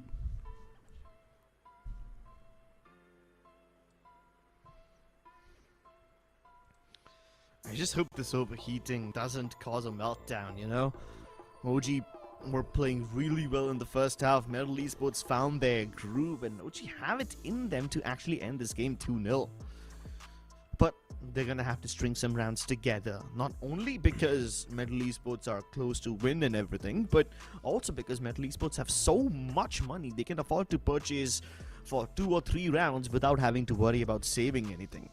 And OG need to keep all of their players alive even if they win these rounds. If they win a round with like 1 or 2 players surviving, it's not gonna help their momentum too much. And also, if Jarso is watching this entire matchup, he's going to have a lot of content for his YouTube videos. But moving on over, MLT Esports, with 11 rounds, they've definitely got a nice cushion that they can work off. Recon Dart taken out, and Tricky peeks out. This time Aziz is a man who will find the opening. And these type of openings are really giving a lot of confidence to OG, which MLT Esports should try and deny. Yeah, I mean, ever since round number 18, OG are going for a lot more first contacts. AZ does sneak through, but Aziz trades it back, so no problem just yet. This Viper Toxin screen, it can act like a big surprise, a big deterrent to MLT Esports. As soon as it drops, one of them will get caught off guard. Ooh. An interesting wall from OG. Just pretty much knowing that there's a high chance that the A side's going to be hit. So already Rafael's wall is there, so that means MLT Esports can't really go for a wall of their own and try to go for the plant because the plant area is being blocked by the defender's wall. So that's a nice thinking coming out. They can use the zipline to move across. The crossfire between Aziz and Rafael isn't the strongest. One playing for swing, one holding the crossing on 410. Oh, Ace! And they can't even get back to Aziz, man! A glimmer of hope that Fox has given himself, but oh my god! There you go. 2 aces by OG, first one by Levi, and now another one by Aziz. Orangutan have woken up. The devil is no longer in his slumber. He's gotten out of bed and he craves violence.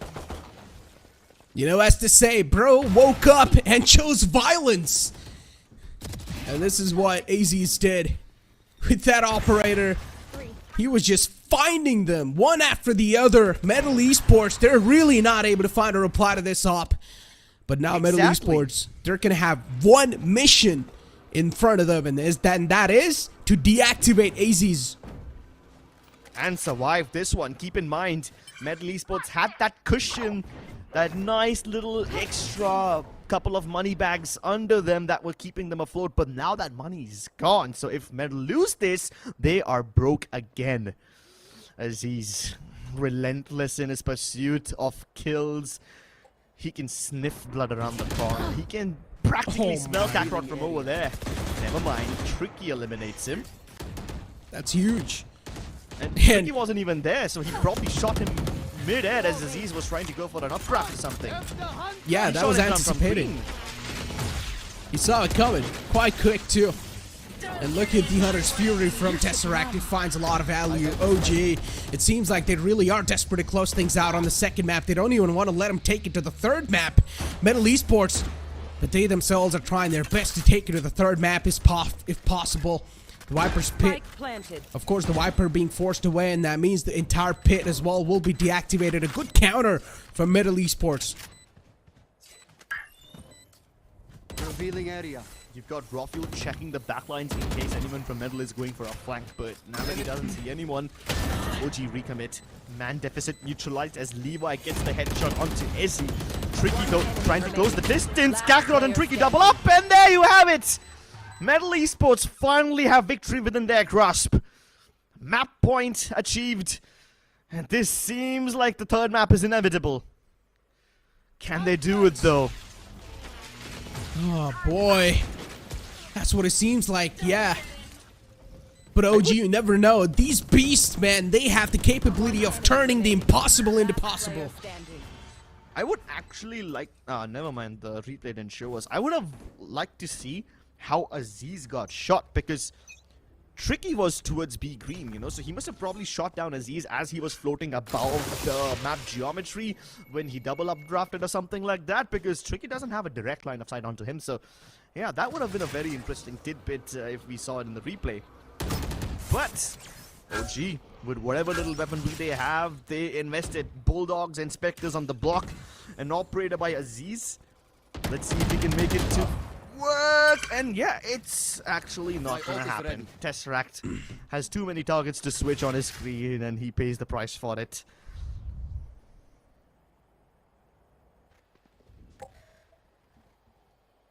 Still stacked outside B are the attackers, MLT Esports.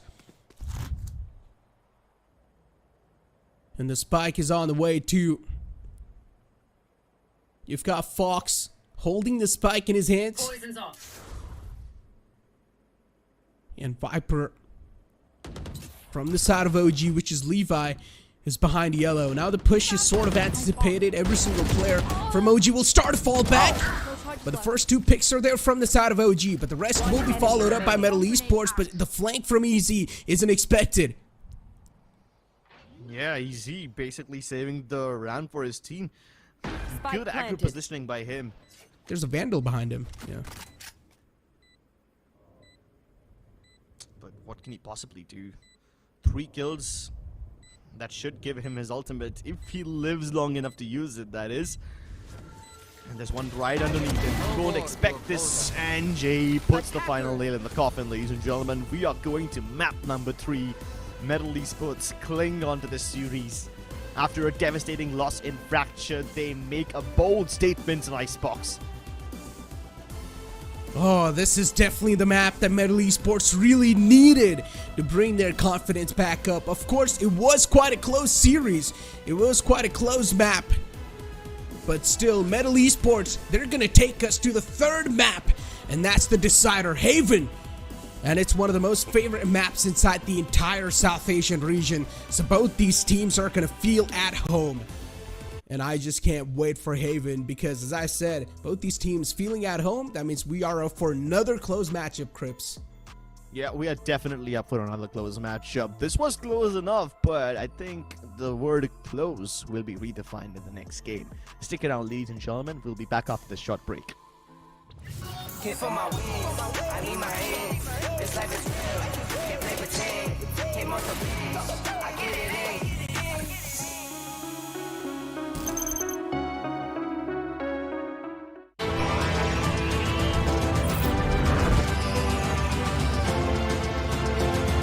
The all-new i20, born magnetic.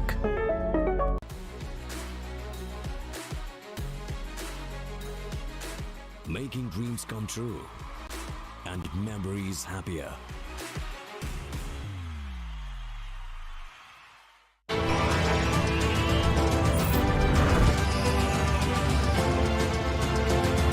The all-new i20, born magnetic. Came for my wins, I need my ends. This life is real, can't play pretend. Came off the beach, I get it in.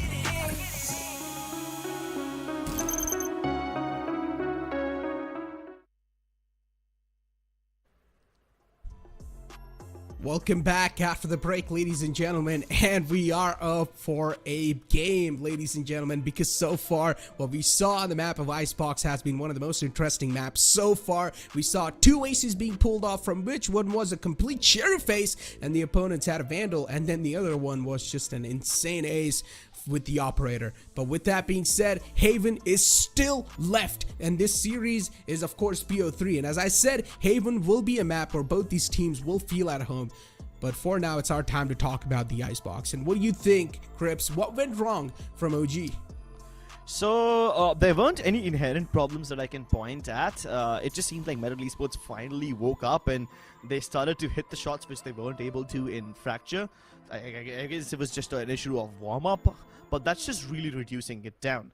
OG, I feel, were kind of conflicted in their approach, because in certain aspects, whenever Aziz and Tesseract plays aggressively, they were able to get the kills. So, on one hand, they want them to go forward, but on the other hand, whenever OG was able to get that man advantage and fall back, they weren't able to maintain it, because all the area that OG were able to gather after that initial wave of aggression, Metal were able to recapture it because OG fell back, you know. So while Metal were lacking numbers in certain rounds, they were able to make up for it with the amount of information and map control they had.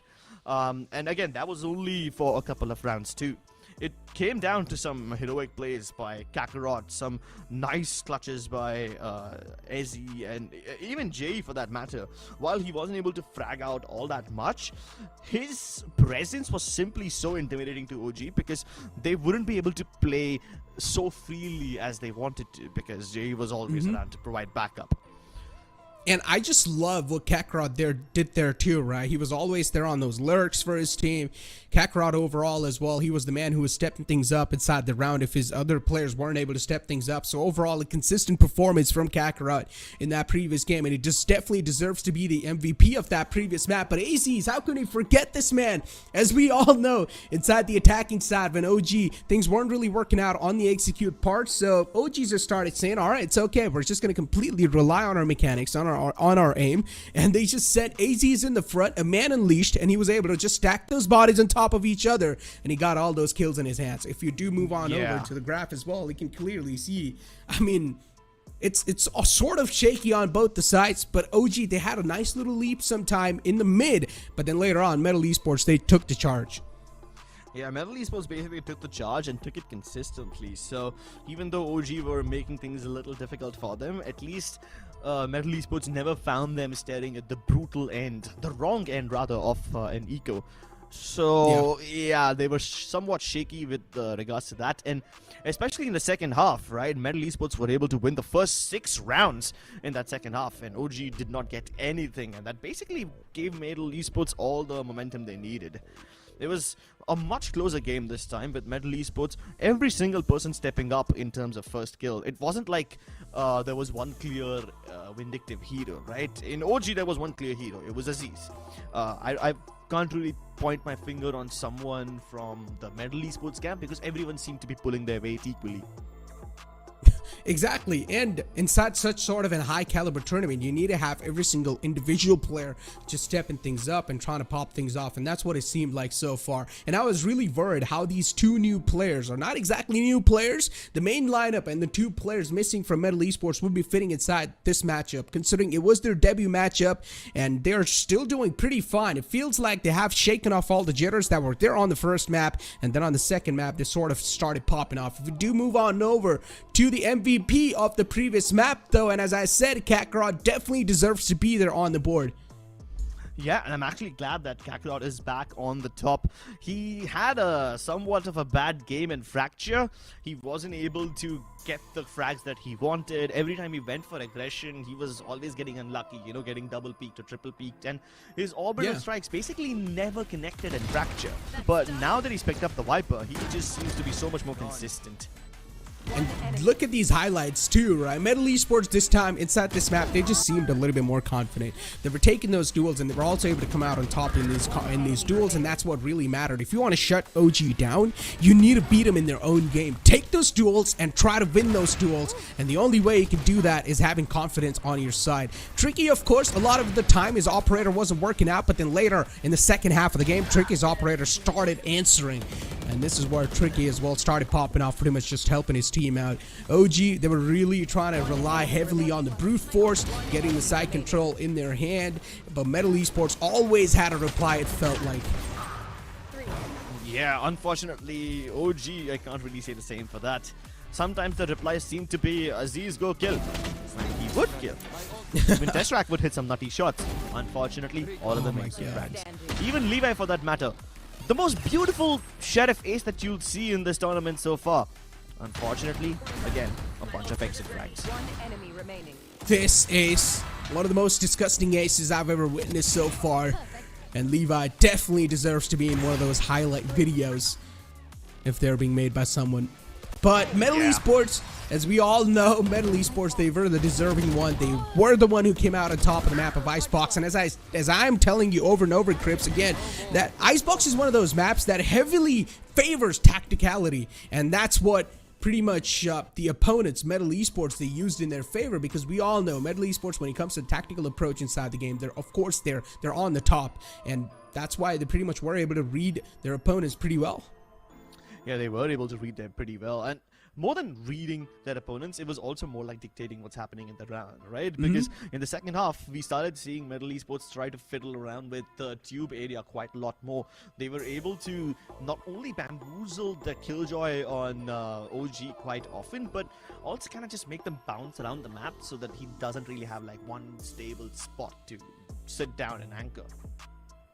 And again, I mean, the decider map, as we all know, will be played on Haven, so we all are expecting a really close game. But if that goes complete one-sided, then of course it'll be a huge disappointment, because that's of course not something I want to see. I really want to see another close game, and I want to see an absolute entertainment, an absolute competitive game being put up for every single audience that's currently in the chat as well, Crips. Yeah, even I would like one heck of a game. Let's get to a short break, ladies and gentlemen. We need to cool down a little before we jump into a heated match. Can't feel my wings, I need my hands. This life is real, can't play pretend. Came off the beach, I get it in.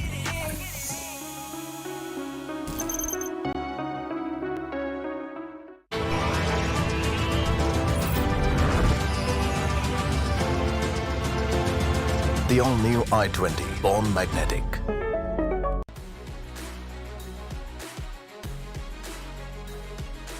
Making dreams come true and memories happier.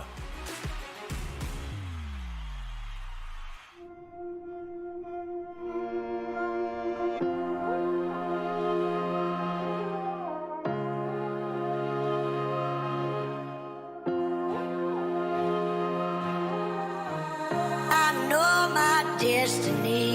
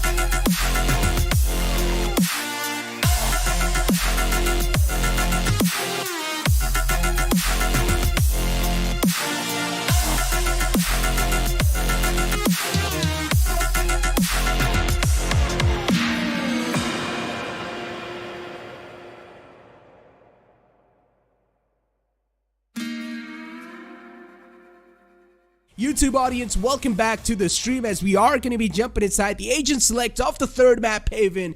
And if you do take a look at the agent select, it's going to be pretty much basic, nothing more interesting coming out. But this time Levi is going to go for an Astra instead of Omen.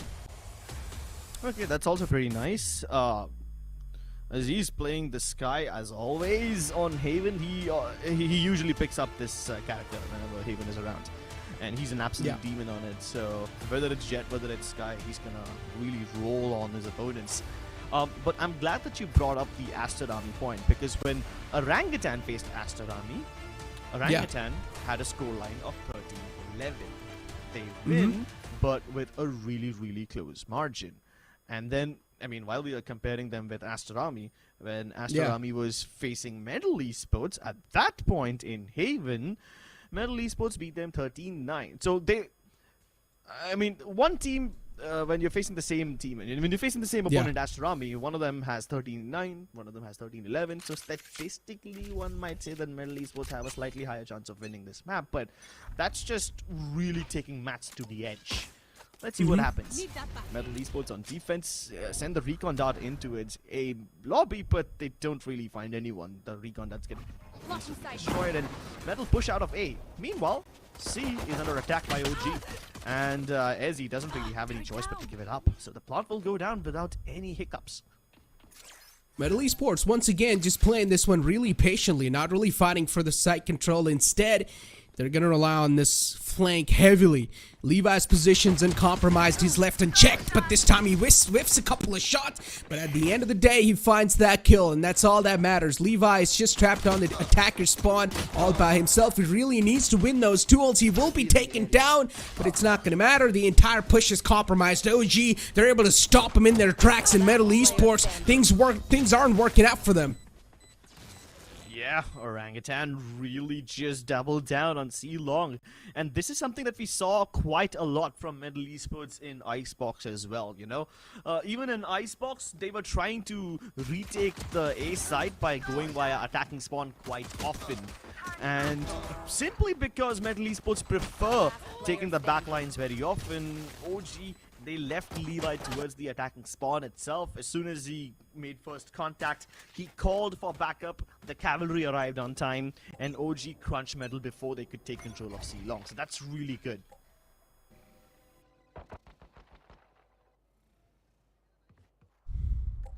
B presence heavily from the side of MLT Esports. A lot of people are just inside the B site. And once again, quite a slower approach, a huge change in the pace from the side of OG. Here.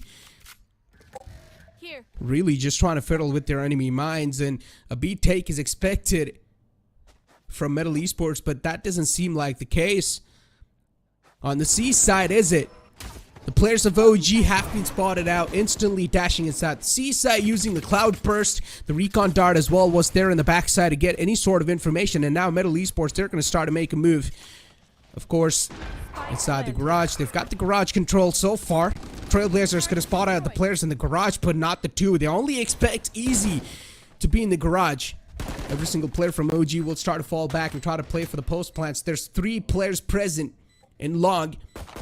And of course, OG, they're going to go for these duels because they know they've got the superior weaponry. They've got good weapons in their hands compared to MLT Esports, and they are taking these duels. Tricky was found, but he was the only man that was being found so far, really trying to rely heavily on those aim duels. And MLT Esports, they come out on top in garage, but that's the only kill they're going to get so far in their hands. Look at Rafiel really just taking the fight to their enemies, and he's able to find one, but that's all he's going to get.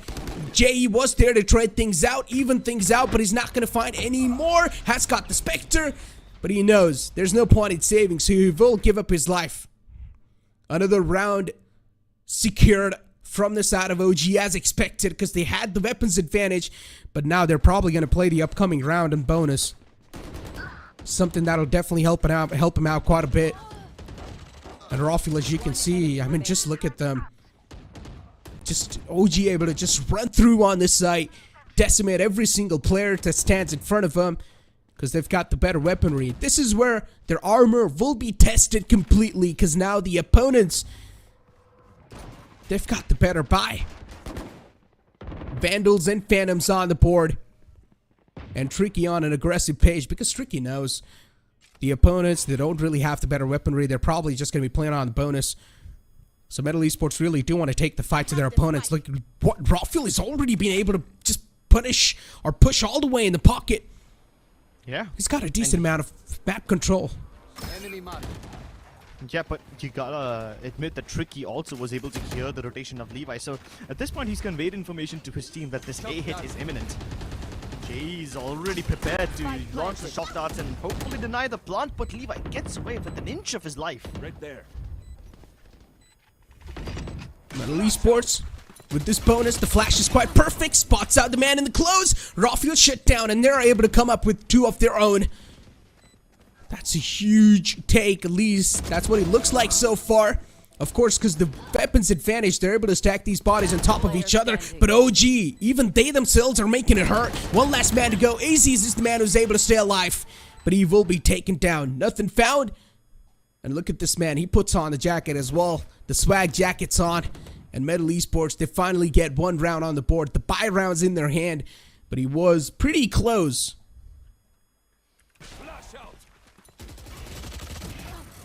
Well, there you have it, folks. As expected, bonus round not being in the favor of OG. Superior weapons rain out. And it was a rather clean round from MLT Esports. They kept 3 of their guns alive, so that's good. Fox and Easy have to now purchase whatever they can afford. Bulldogs thrown in for compromise. That should be fine because OG have proper weaponry now. None of them even close to their ultimate, so those won't come into effect. Ooh. But this mid-aggression from OG has almost always worked out, except for this time where it's an even trade. Shock darts invested. A hit coming in from OG. This time they're taking it quite quick. But JE will spot out the first man. At least he's taking down the duelist. The second one follows up as well. JE will need to face the Seekers, and as soon as the crosshair's on the Seekers, AZ's peeks out. The timing's quite good. Levi will also get the plant down for his team. It's a 2-on-2 situation. The controller's still alive on both the sides. Oh. They will have some sort of visual denial utility, but look at what AZ's is doing. It's completely unexpected. Are they going to expect Easy to be here? No, it's going to be the answer. Easy on the flank finds one. Quite a late presence from side of Easy on the B site. Yeah, Easy just basically throw a spanner in their works. They didn't expect him to be there. I like how OG tried to play super proactively by going ahead and trying to get out of throw MLT Esports off guard, but Metal are not gonna bite that bait. And now it's a 1v1. Mind games applied. A smoke that Kakarot has nothing to do with. He even tried to go in with a fake TP. And as he's just marking the spike. He knows where Kakarot was. Even if he TPs across, there's not too many places that he can get to. Oh.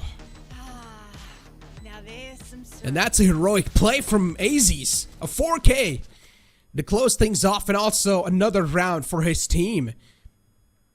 AZ's doing a phenomenal job so far. I mean, inside this entire series, he's one of those players that has been so consistent.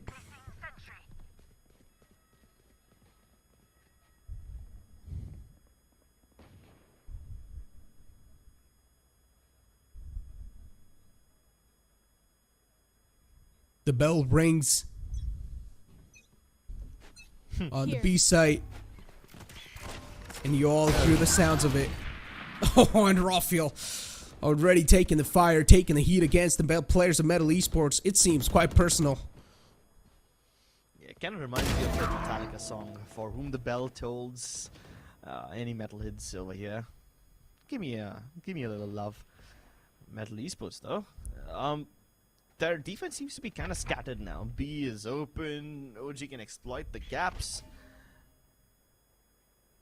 And even OG are trying to be really careful. You know, they're aware that Metal have this eco, so they're just hoping they don't run into a trap or a stack of any sort. So that's why they're taking their sweet time. And now that C is empty, they're gonna go around, plant it nicely. You even Recon have dart. Distrak playing aggressively towards the B side, so in case anyone comes in from there, he acts like an early warning system, and Aziz has an idea. Oh! The flash was good, to be honest, but Yeah. Fox was a little too quick. The run and gun, of course, from Spectre. will be able to shut down AZs. AZs can't really do much, but it's still a 3-on-2 situation. OG, they do have the man advantage, and now with that, it's just stacked even more, and Antidote will just sweep them both up. Another round win for OG. They're running away with the lead now, and this is where you should call a tactical timeout. Yeah, if not now, then somewhere before the 6th round mark. I guess probably they will call it if the next round doesn't go in their favor, because you see, this round was just an eco round for MLT Esports, so OG can move fearlessly. They don't have to worry about too much. Of course, they need to measure every step they take in case MLT Esports have any traps or stacks in mind. But right now, if MLT Esports aren't able to do anything, then the tactical timeout will be needed. Plenty of ultimates available on either side. And okay, Kakarot. Now he sees the danger bell stalling, so he's gonna put up that smoke, hoping to push them back. Meanwhile, Antidote almost always showing some presence towards the B side, regardless of whether OG go there or not. Seek is invested by Aziz, and they go in, clearing the site, clearing a path for them, pushing Easy back, and thereby clearing out C's side for OG. They can go in for the plant once more, but this time Antidote is playing a really cheeky position. That's such a good swamp grenade. And it also allows the entire lockdown to be placed down as well. I mean, yeah, Fox will get rid of the lockdown. Maybe not's going to be the answer, because Antidote's there to try and defend it. But Rafiel from the back takes the advantage of that entire chaos and finds a 3K for himself. The operator should be saved from Tricky, and that's why he falls back. Yeah, the entirety of OG just collapsed into garage as soon as MLT Esports try to focus on that lockdown. The aftershock's not going to be enough to break it, because the lockdown now has increased HP, so they go in and try to break it with their guns, and in process of doing so, they lose focus off the game, they lose focus on the long run. All of OG just crunched them from Prince, from Defender Spawn. Oh my god. Trick is getting an awful lot of kills, but again, at least he's able to save the op, so something is better than nothing, you know. Even if MLT Esports aren't able to win the round, they will save the big gun. And now potentially a tactical timeout will come through. Yep, there you have it. It was desperately needed.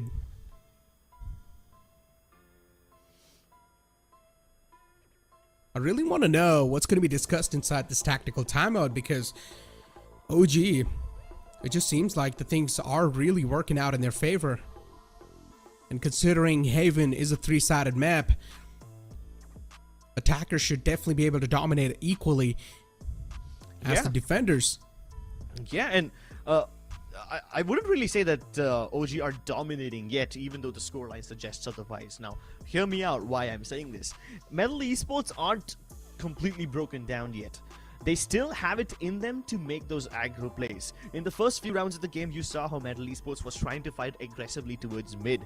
And then when that didn't work out, they were still trying to apply pressure towards A long by constantly showing presence over there, sending utility down, or sometimes even sending a man down over there to clear that area out.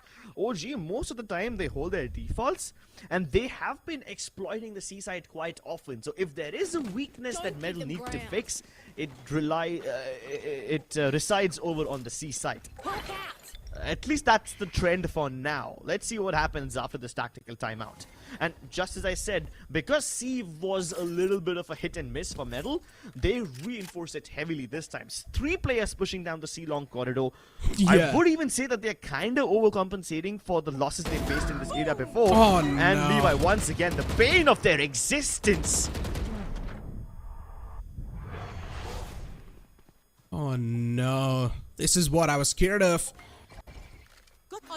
Just overvaluing certain stuff is what just punishing the entire team of MLT Esports. Yeah, the proactive nature was nice, but they shouldn't have kept on pushing in the front, because they had no visual on the upcoming disasters. They had no information on what's going on in the front. And that's what the players of MLT Esports sort of lacked on. And now OG, they're having a nice advantage for themselves. An operator in the close range is definitely working out, but Antidote with the trade is there.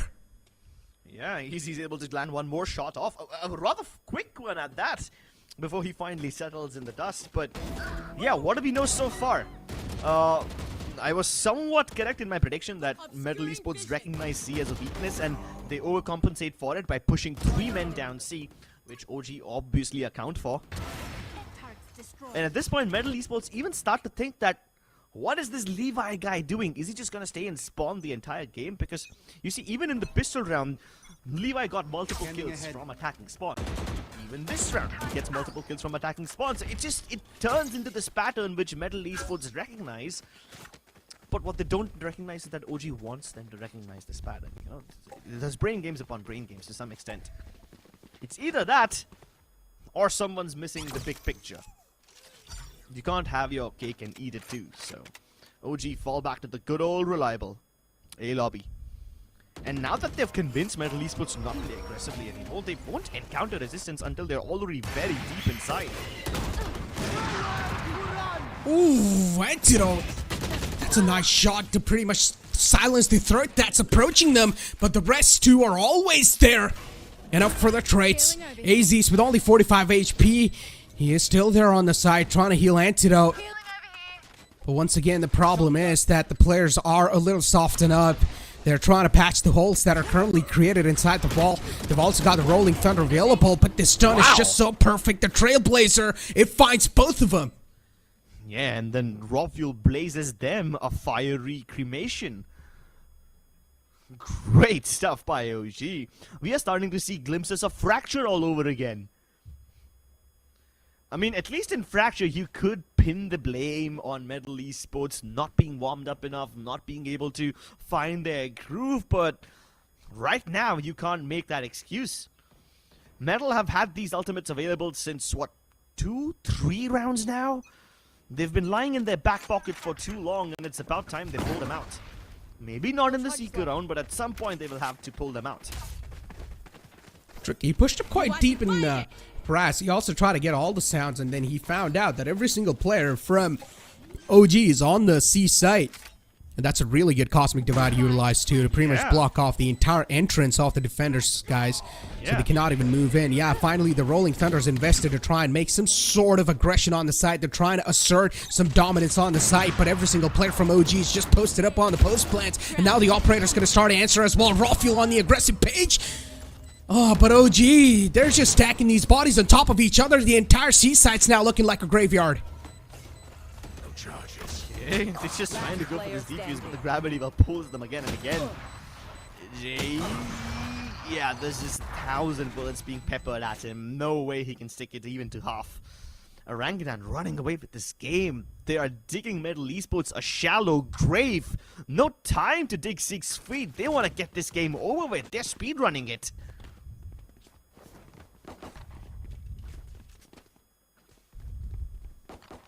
Oh boy. Now I can call a really dominating lead. Yep. 7 rounds lead. That's insane. MLT Esports, to come back from this, they will need to be so strong mentally and physically. And once again, MLT Esports, yeah, they answer fire to fire. And this is the way to play against OG. You need to beat them in your own mechanical game, and that's what MLT Esports is trying to do, at least for now. Kakarot moving back from the site, but does Levi know? Oh, Levi snuck past. He's still being careful, but MLT Esports don't know Levi's inside this deep. Yeah. In fact, they've left the B side completely open. Ezzy isn't marking garage backlines. Kakarot's marking C long. The drone doesn't spot anyone towards the top of mid, but they won't know that he's this deep inside. Ezzy still checks. Still very patient. Yep, Levi sacrifices his life to buy Antidote some space, but now the captain has to step up and stand tall. Rise above the masses.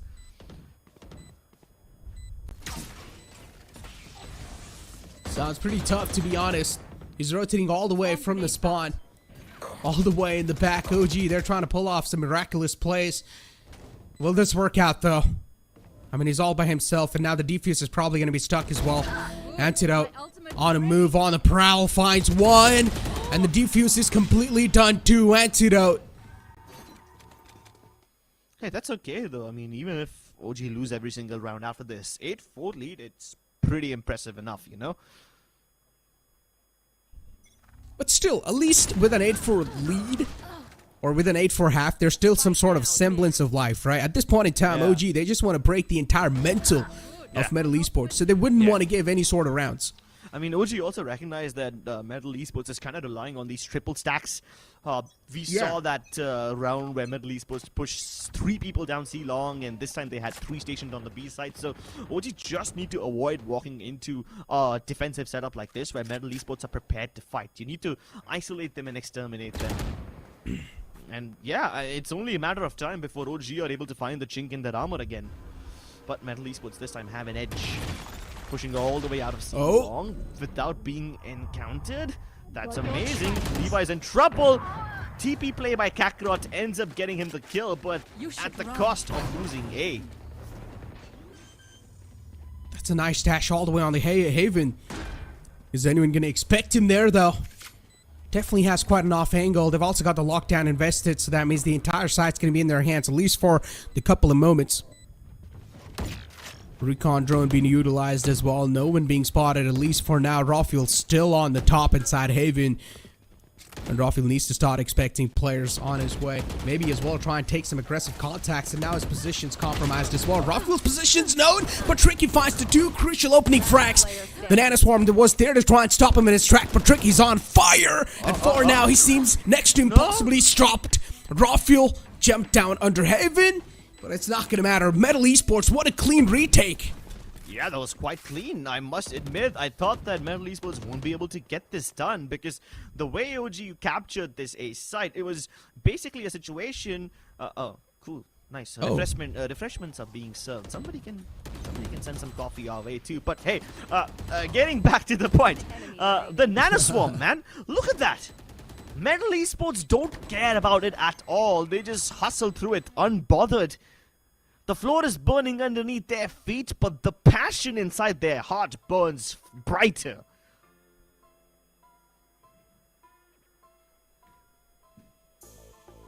And oh boy, look at this. I mean, we're seeing timeout from OG. So OG, they realize now MLT Esports, they're sort of trying to seal all the lead they've got so far in their hands. And OG, they really probably do want to close out the first half of the 9-3. So MLT Esports, they're at least able to get some sort of read on what exactly OG is trying to pull off. And they're able to put a stop, at least for now. But again, you can't really even 100% say that because the previous round was completely relying heavily on heroics of Tricky. He found a 3K. Yeah. It's not just the heroics. MLT Esports have mostly found success in post-man situations 2 out of 3 times. So yeah, it still means that OG is able to get into the site without any problems though, you know? And as long as OG can get the plant, their chances of winning are still pretty high. Massive ultimates available though. Jay can use that, and this is exactly what I was afraid of. You needed to break this recon, otherwise you're gonna have these laser beams coming down your way, and Aziz is out. Antidote finds himself buried as well, and my God, catches Levi off guard. MLT Esports, they needed to do this a little too soon. But hey, better late than never. Oh my God. What a clean game from MLT Esports. Yeah. We needed this long just time doing ago. stuff. And they pretty much just did stuff that they didn't do the entire game. They pushed up mid. They had one player posted all the way just next to the stairs. No, hold up. I mean, at least they were pushing out mid. So that part we can give credit to them for. You know, MLT Esports almost always fought aggressively towards the mid side. Get out of my way. But they would never have one guy just waiting near the stairs. And that's something that was not expected at all.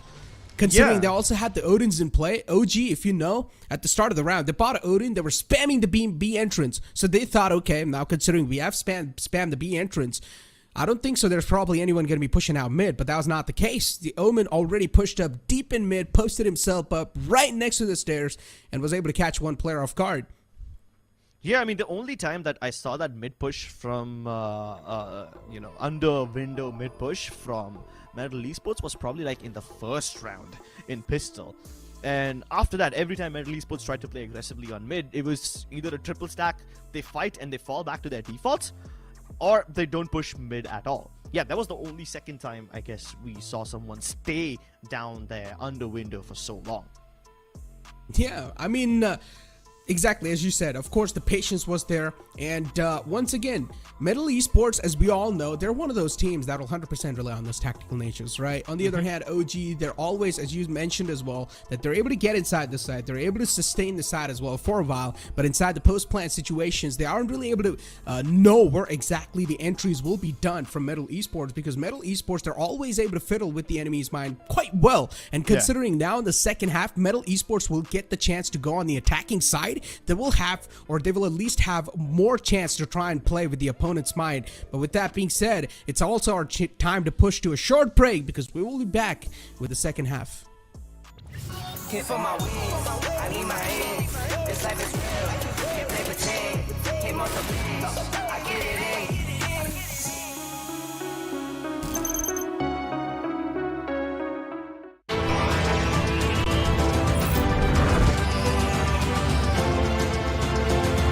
The all-new i20, born magnetic.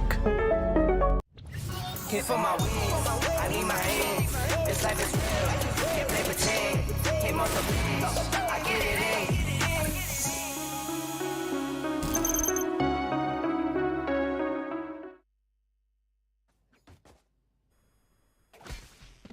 Welcome into the second half, ladies and gentlemen. And now MLT Esports, this is where they should not start to crack under the pressure. If OG, even if they do win this pistol round, MLT Esports, they will still have another chance to go for a force buy. And if they do lose out the force buy, then we can start giving up on the host. But for now, MLT Esports, they've got the B-side presence. As always, B-side is something that they really like to give a heavy presence on. But the problem is, he's just stuck all by himself, and Antidote will take care of him.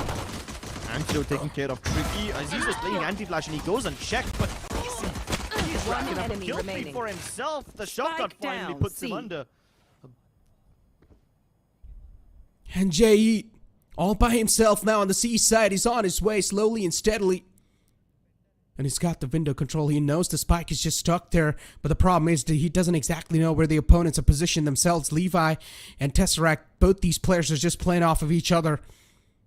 And they're also trying to throw some mind games in. JE not going to expect both of them to be there. And Levi shuts him down. Well played from OG. That little rotation that they pulled off in the end, Levi did not expect, because Levi just cleared the C side and moved on over towards the garage. And he was probably expecting that both those players are going to be holding down the spike. But that was not the case. OG, they themselves are trying to bring some tacticality inside the game and also some mind games. But as I said, MLT Esports on the attacking side will have another chance to fiddle with their enemy's mind even more compared to what they were doing on the defensive half. And as I said, there might just be a high chance where MLT Esports will probably try to pull off those force buys, but that's not the case yet. They're only relying on those sheriffs so far, and Tesseract. He's just collecting these kills. These eco frags are looking way too tasty for Tesseract. One more to go near A main, and he should be sniffed out soon enough, but no's going to be the answer. It's completely fine. The trade's on the point. OG, another point or another round on the board. Make it 11. Now that's a huge and a dominating lead. Both these rounds taken away from MLT Esports. Personally, I feel like MLT Esports should have went for a force buy and try to bring something off to the table, but that was not the case. MLT Esports instead just went for a complete eco, and now they're heavily gambling on this round. OG with 10 rounds, but if OG secures this bonus round as well in their hands, it will be 11. And that's scoreline, of course, will start making the players of MLT Esports uncomfortable. Definitely will be quite discomforting. A-Site seems like the name of the game so far. Hal has also heard the reload going as well. Tesseract spots out one player. The fallback's instantly there too. No overcommitments from both the sides just yet. Both these teams are playing quite safe and sound. They don't want to give away any bodies just that easily. Rawfield's positioned himself in a nice pocket outside A short. The Hunter's Fury being utilized. They really just want to punish these choke points with the Hunter's Fury, but that doesn't seem the case so far because OG, they just line them up like it's nothing. They're making it look so easy. And considering MLT Esports, that was their buy round 2. Now their economy is going to be in shambles once again. And MLT Esports, with that round, all their hopes and dreams are going to start to fall down. Oh, this Hunter's Fury was just so good. Now, a lot of people will start to doubt me and say that there was nothing so surprising in the Hunter's Fury. He didn't find any sort of value with that Hunter's Fury. But you guys need to understand, he tried to pretty much choke them in those choke points with that Hunter's Fury. We all know A-short area is quite thin. For Hunter's Fury to find any sort of enemies, that's quite easy. And that Hunter's Fury sort of plays with their enemies' heads too. So that was a really good investment from OG. A good read too. And now MLT Esports, they're starting to get desperate because they've lost out on the rounds. And MLT Esports really do want these upcoming rounds in their hands as well. As there are, of course, traits on the board, but now it's favoring the players of OG. It's a 2-on-4 situation. Make that the one last man alive. The final glimmer for the burning torch in the dark is JE with a bulldog in the hand. And he's got dreams to fulfill for his team. Oh, this dream will quickly turn into a nightmare given the amount of security present on this fight. It's being guarded heavily. Oh my god. And he doesn't even get close. Raw fuel pulling out all stops, holding nothing back.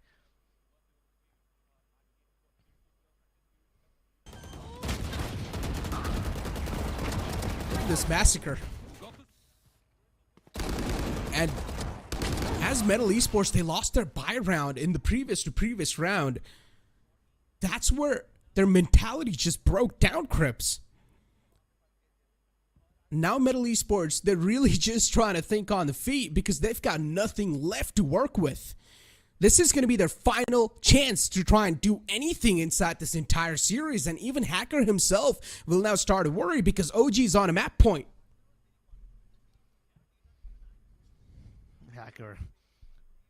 All the pressure on him to somehow recreate the magic of Icebox.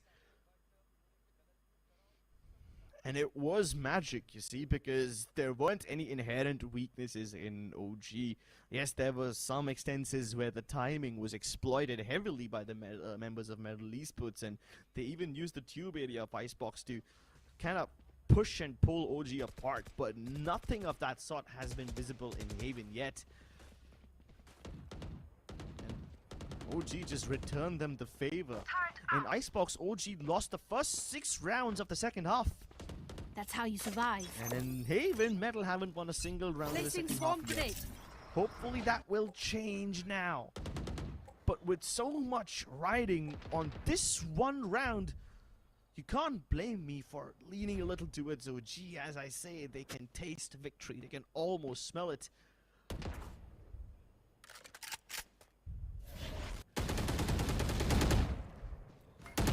Speak of smelling it, MLT Esports. Oh boy, I mean, whatever they've been trying to pull off so far on the attacking half, things really haven't been working out in their hands. And OG, they're just really shining in these duels. These aim battles are just favoring OG over and over again. But yeah, this time at least the equalizer was there as well. So for now, Metal, they at least do have the equal amount of chance to win this round. Revealing at least, but do go towards the A side. I'm kind of worried about it. Tesseract fighting is unfortunate as he almost had it. And now he can smoke the recon spot. Even reveal tricky in the process and antidote to clinch it. Orangutan make the comeback happen. They suffered a little in the previous game, but they are back in form on top of their groove.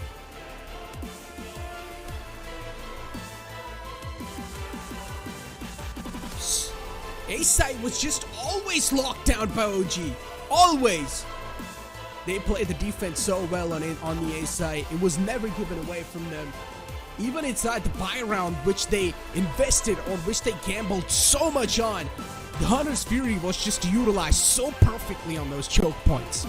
Because we all know, if you want to make it inside the A-side, you will have to go through those choke points.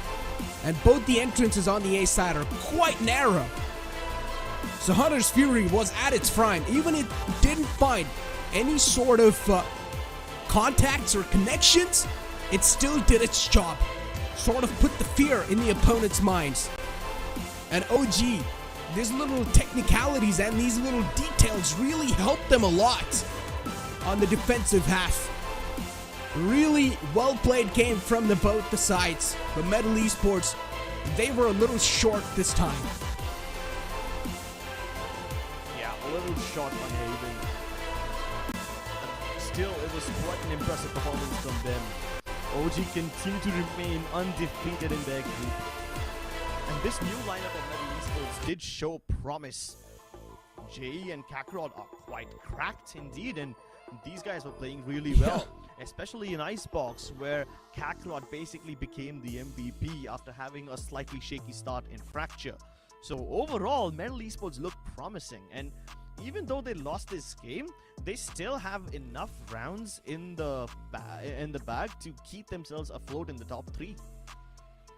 Exactly. I mean, considering it was just the debut matchup for 2 of their players, right? MLT Esports, it was their first time showing themselves with their entire lineup. So, I mean, still a decent showing from them. Icebox was a pretty good map, but unfortunately, the first and the last map, they just got absolutely decimated on. But with that being said, it's time for us to push to a short commercial break. We'll be right back. Came for my wins, I need my hands. This life is real, can't play pretend. Came off the bench, I get it in.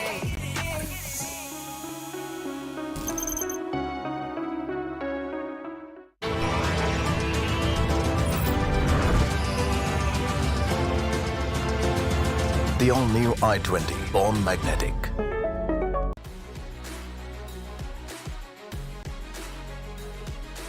Making dreams come true and memories happier.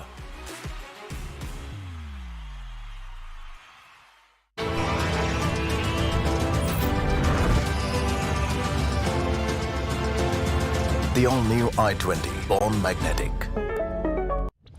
Came for my wins, I need my hands. This life is real, can't play pretend. Came off the bench, I get it in.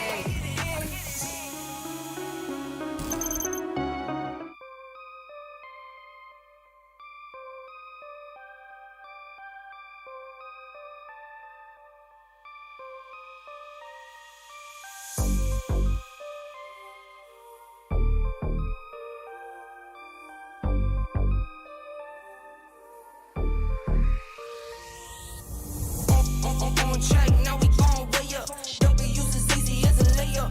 Working late, stay up, stay up. Counting all the way up.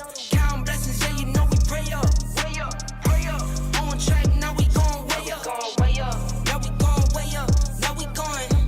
On track, now we gon' way up, way up. Now we gon' way up, now we going. Keep the same energy.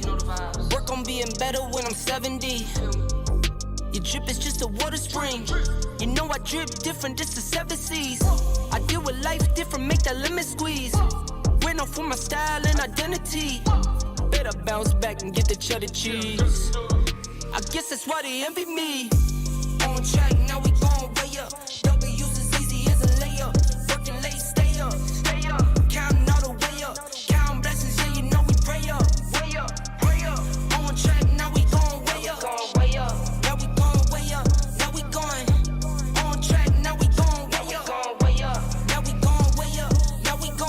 I got his band like I'm Barry Bonds. Running through the money, but the money's long. I don't love it, but I need it, keep it coming on. Only friendly, me and friends, we don't get along. I put that on my name, that I put them on. I put myself on stage and say sing along. I might book a session, do 100 songs. I'ma let you hear them just to prove you wrong. On track, now we gon' way up. W's as easy as a layup. Working late, stay up, stay up. Counting all the way up. Counting blessings, yeah, you know we pray up, way up, pray up. On track, now we gon' way up, way up. Now we gon' way up, now we going. On track, now we gon' way up, way up. Now we gon' way up, now we going.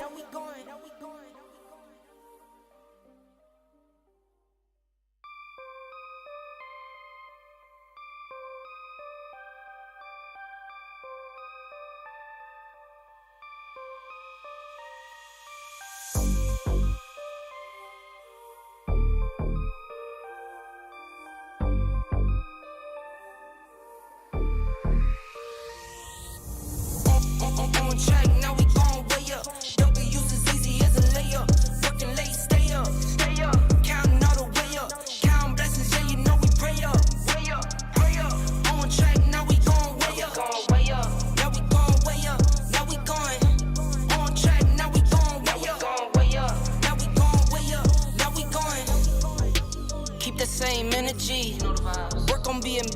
70. Your drip is just a water spring. You know I drip different, just the 7 C's. I deal with life different, make that limit squeeze. Went off for my style and identity. Better bounce back and get the cheddar cheese. I guess that's why they envy me. On track, now we going way up. W's as easy as a layup. Working late, stay up. Counting all the way up. Counting blessings, yeah, you know we pray up. Way up, pray up. On track, now we going way up. Now we going way up. Now we going. On track, now we going way up. Now we going way up. Now we going. I got his band like I'm Barry Bonds. Running through the money, but the money's long. I don't love it, but I need it, keep it coming on. Only friendly, me and friends, we don't get along. I put that on my name, that I put them on. I put myself on stage and say sing along. I might book a session, do 100 songs. I'ma let you hear them just to prove you wrong. On track, now we going way up. W's as easy as a layup. Working late, stay up. Counting all the way up. Counting blessings, yeah, you know we pray up. On track, now we going way up. Now we going way up. Now we going. On track, now we going way up. Now we going way up. Now we going.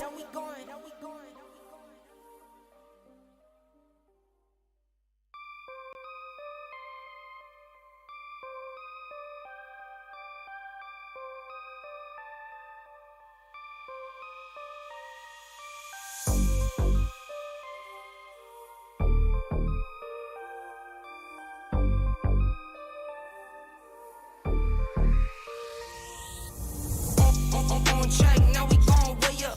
W's as easy as a layup. Working late, stay up. Counting all the way up. Counting blessings, yeah, you know we pray up. On track, now we going way up. Now we going way up. Now we going.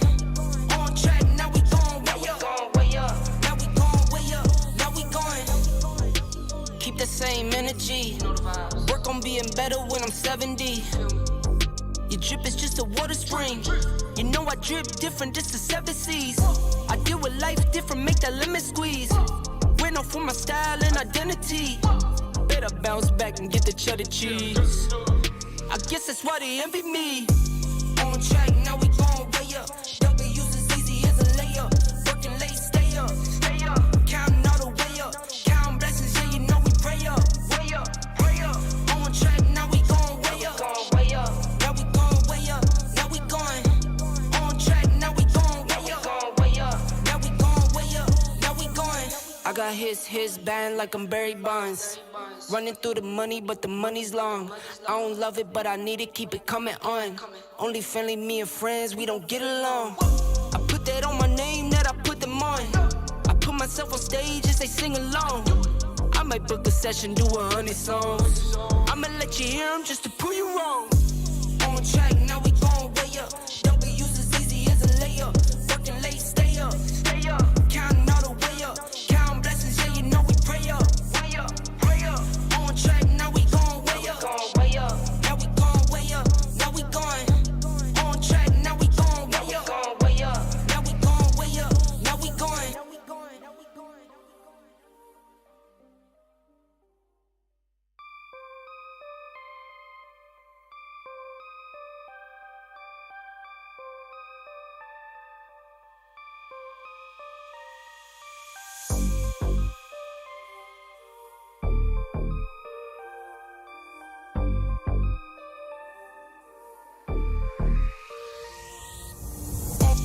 On track, now we going way up. W's as easy as a layup. Working late, stay up.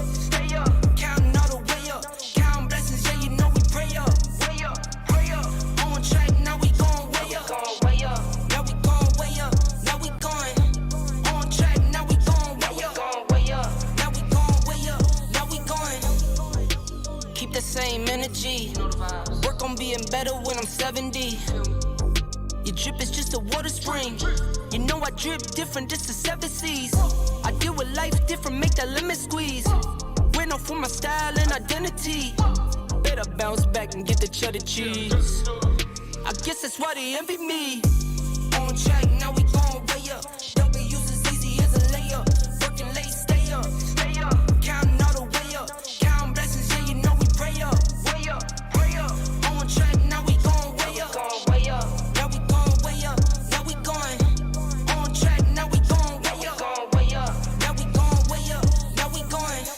his band like I'm Barry Bonds.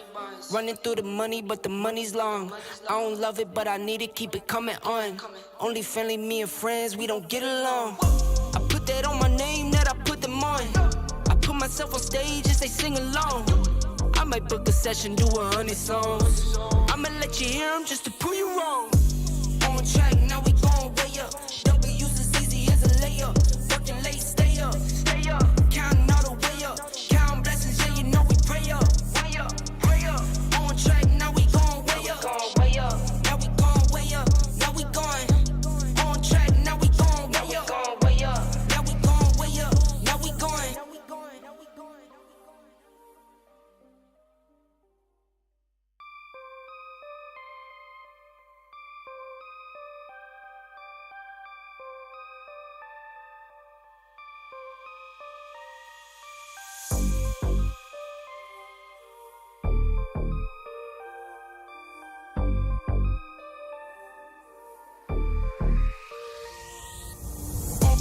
On track, now we going way up. W's as easy as a layup. Working late, stay up. Counting all the way up. Counting blessings, yeah, you know we pray up. Way up, pray up. On track, now we going way up. Now we going way up. Now we going. On track, now we going way up. Now we going way up. Now we going. Keep the same energy. Work on being better when I'm 70. Your drip is just a water spring. You know I drip different, just the 7 seas. I deal with life different, make that lemon squeeze. We're known for my style and identity. Better bounce back and get the cheddar cheese. I guess that's why they envy me. On track, now we going way up. W's as easy as a layup. Working late, stay up. Counting all the way up. Counting blessings, yeah, you know we pray up. Way up, pray up. On track, now we going way up. Now we going way up. Now we going. On track, now we going way up. Now we going way up. Now we going. I got his band like I'm Barry Bonds. Running through the money, but the money's long. I don't love it, but I need it, keep it coming on. Only friendly, me and friends, we don't get along. I put that on my name, that I put them on. I put myself on stage and say sing along. I might book a session, do 100 songs. I'ma let you hear them just to prove you wrong. On track, now we going way up. W's as easy as a layup. Working late, stay up. Counting all the way up. Counting blessings, yeah, you know we pray up. Way up, pray up. On track, now we going way up. Now we going way up. Now we going. On track, now we going way up. Now we going way up. Now we going.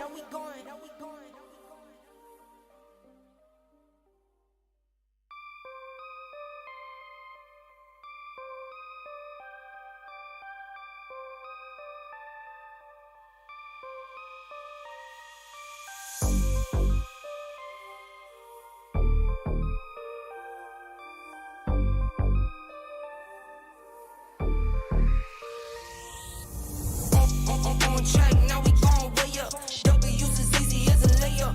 Working late, stay up. Counting all the way up. Counting blessings, yeah, you know we pray up. Way up, pray up. On track, now we going way up. Now we going way up. Now we going. On track, now we going way up. Now we going way up. Now we going. Keep the same energy. Work on being better when I'm 70.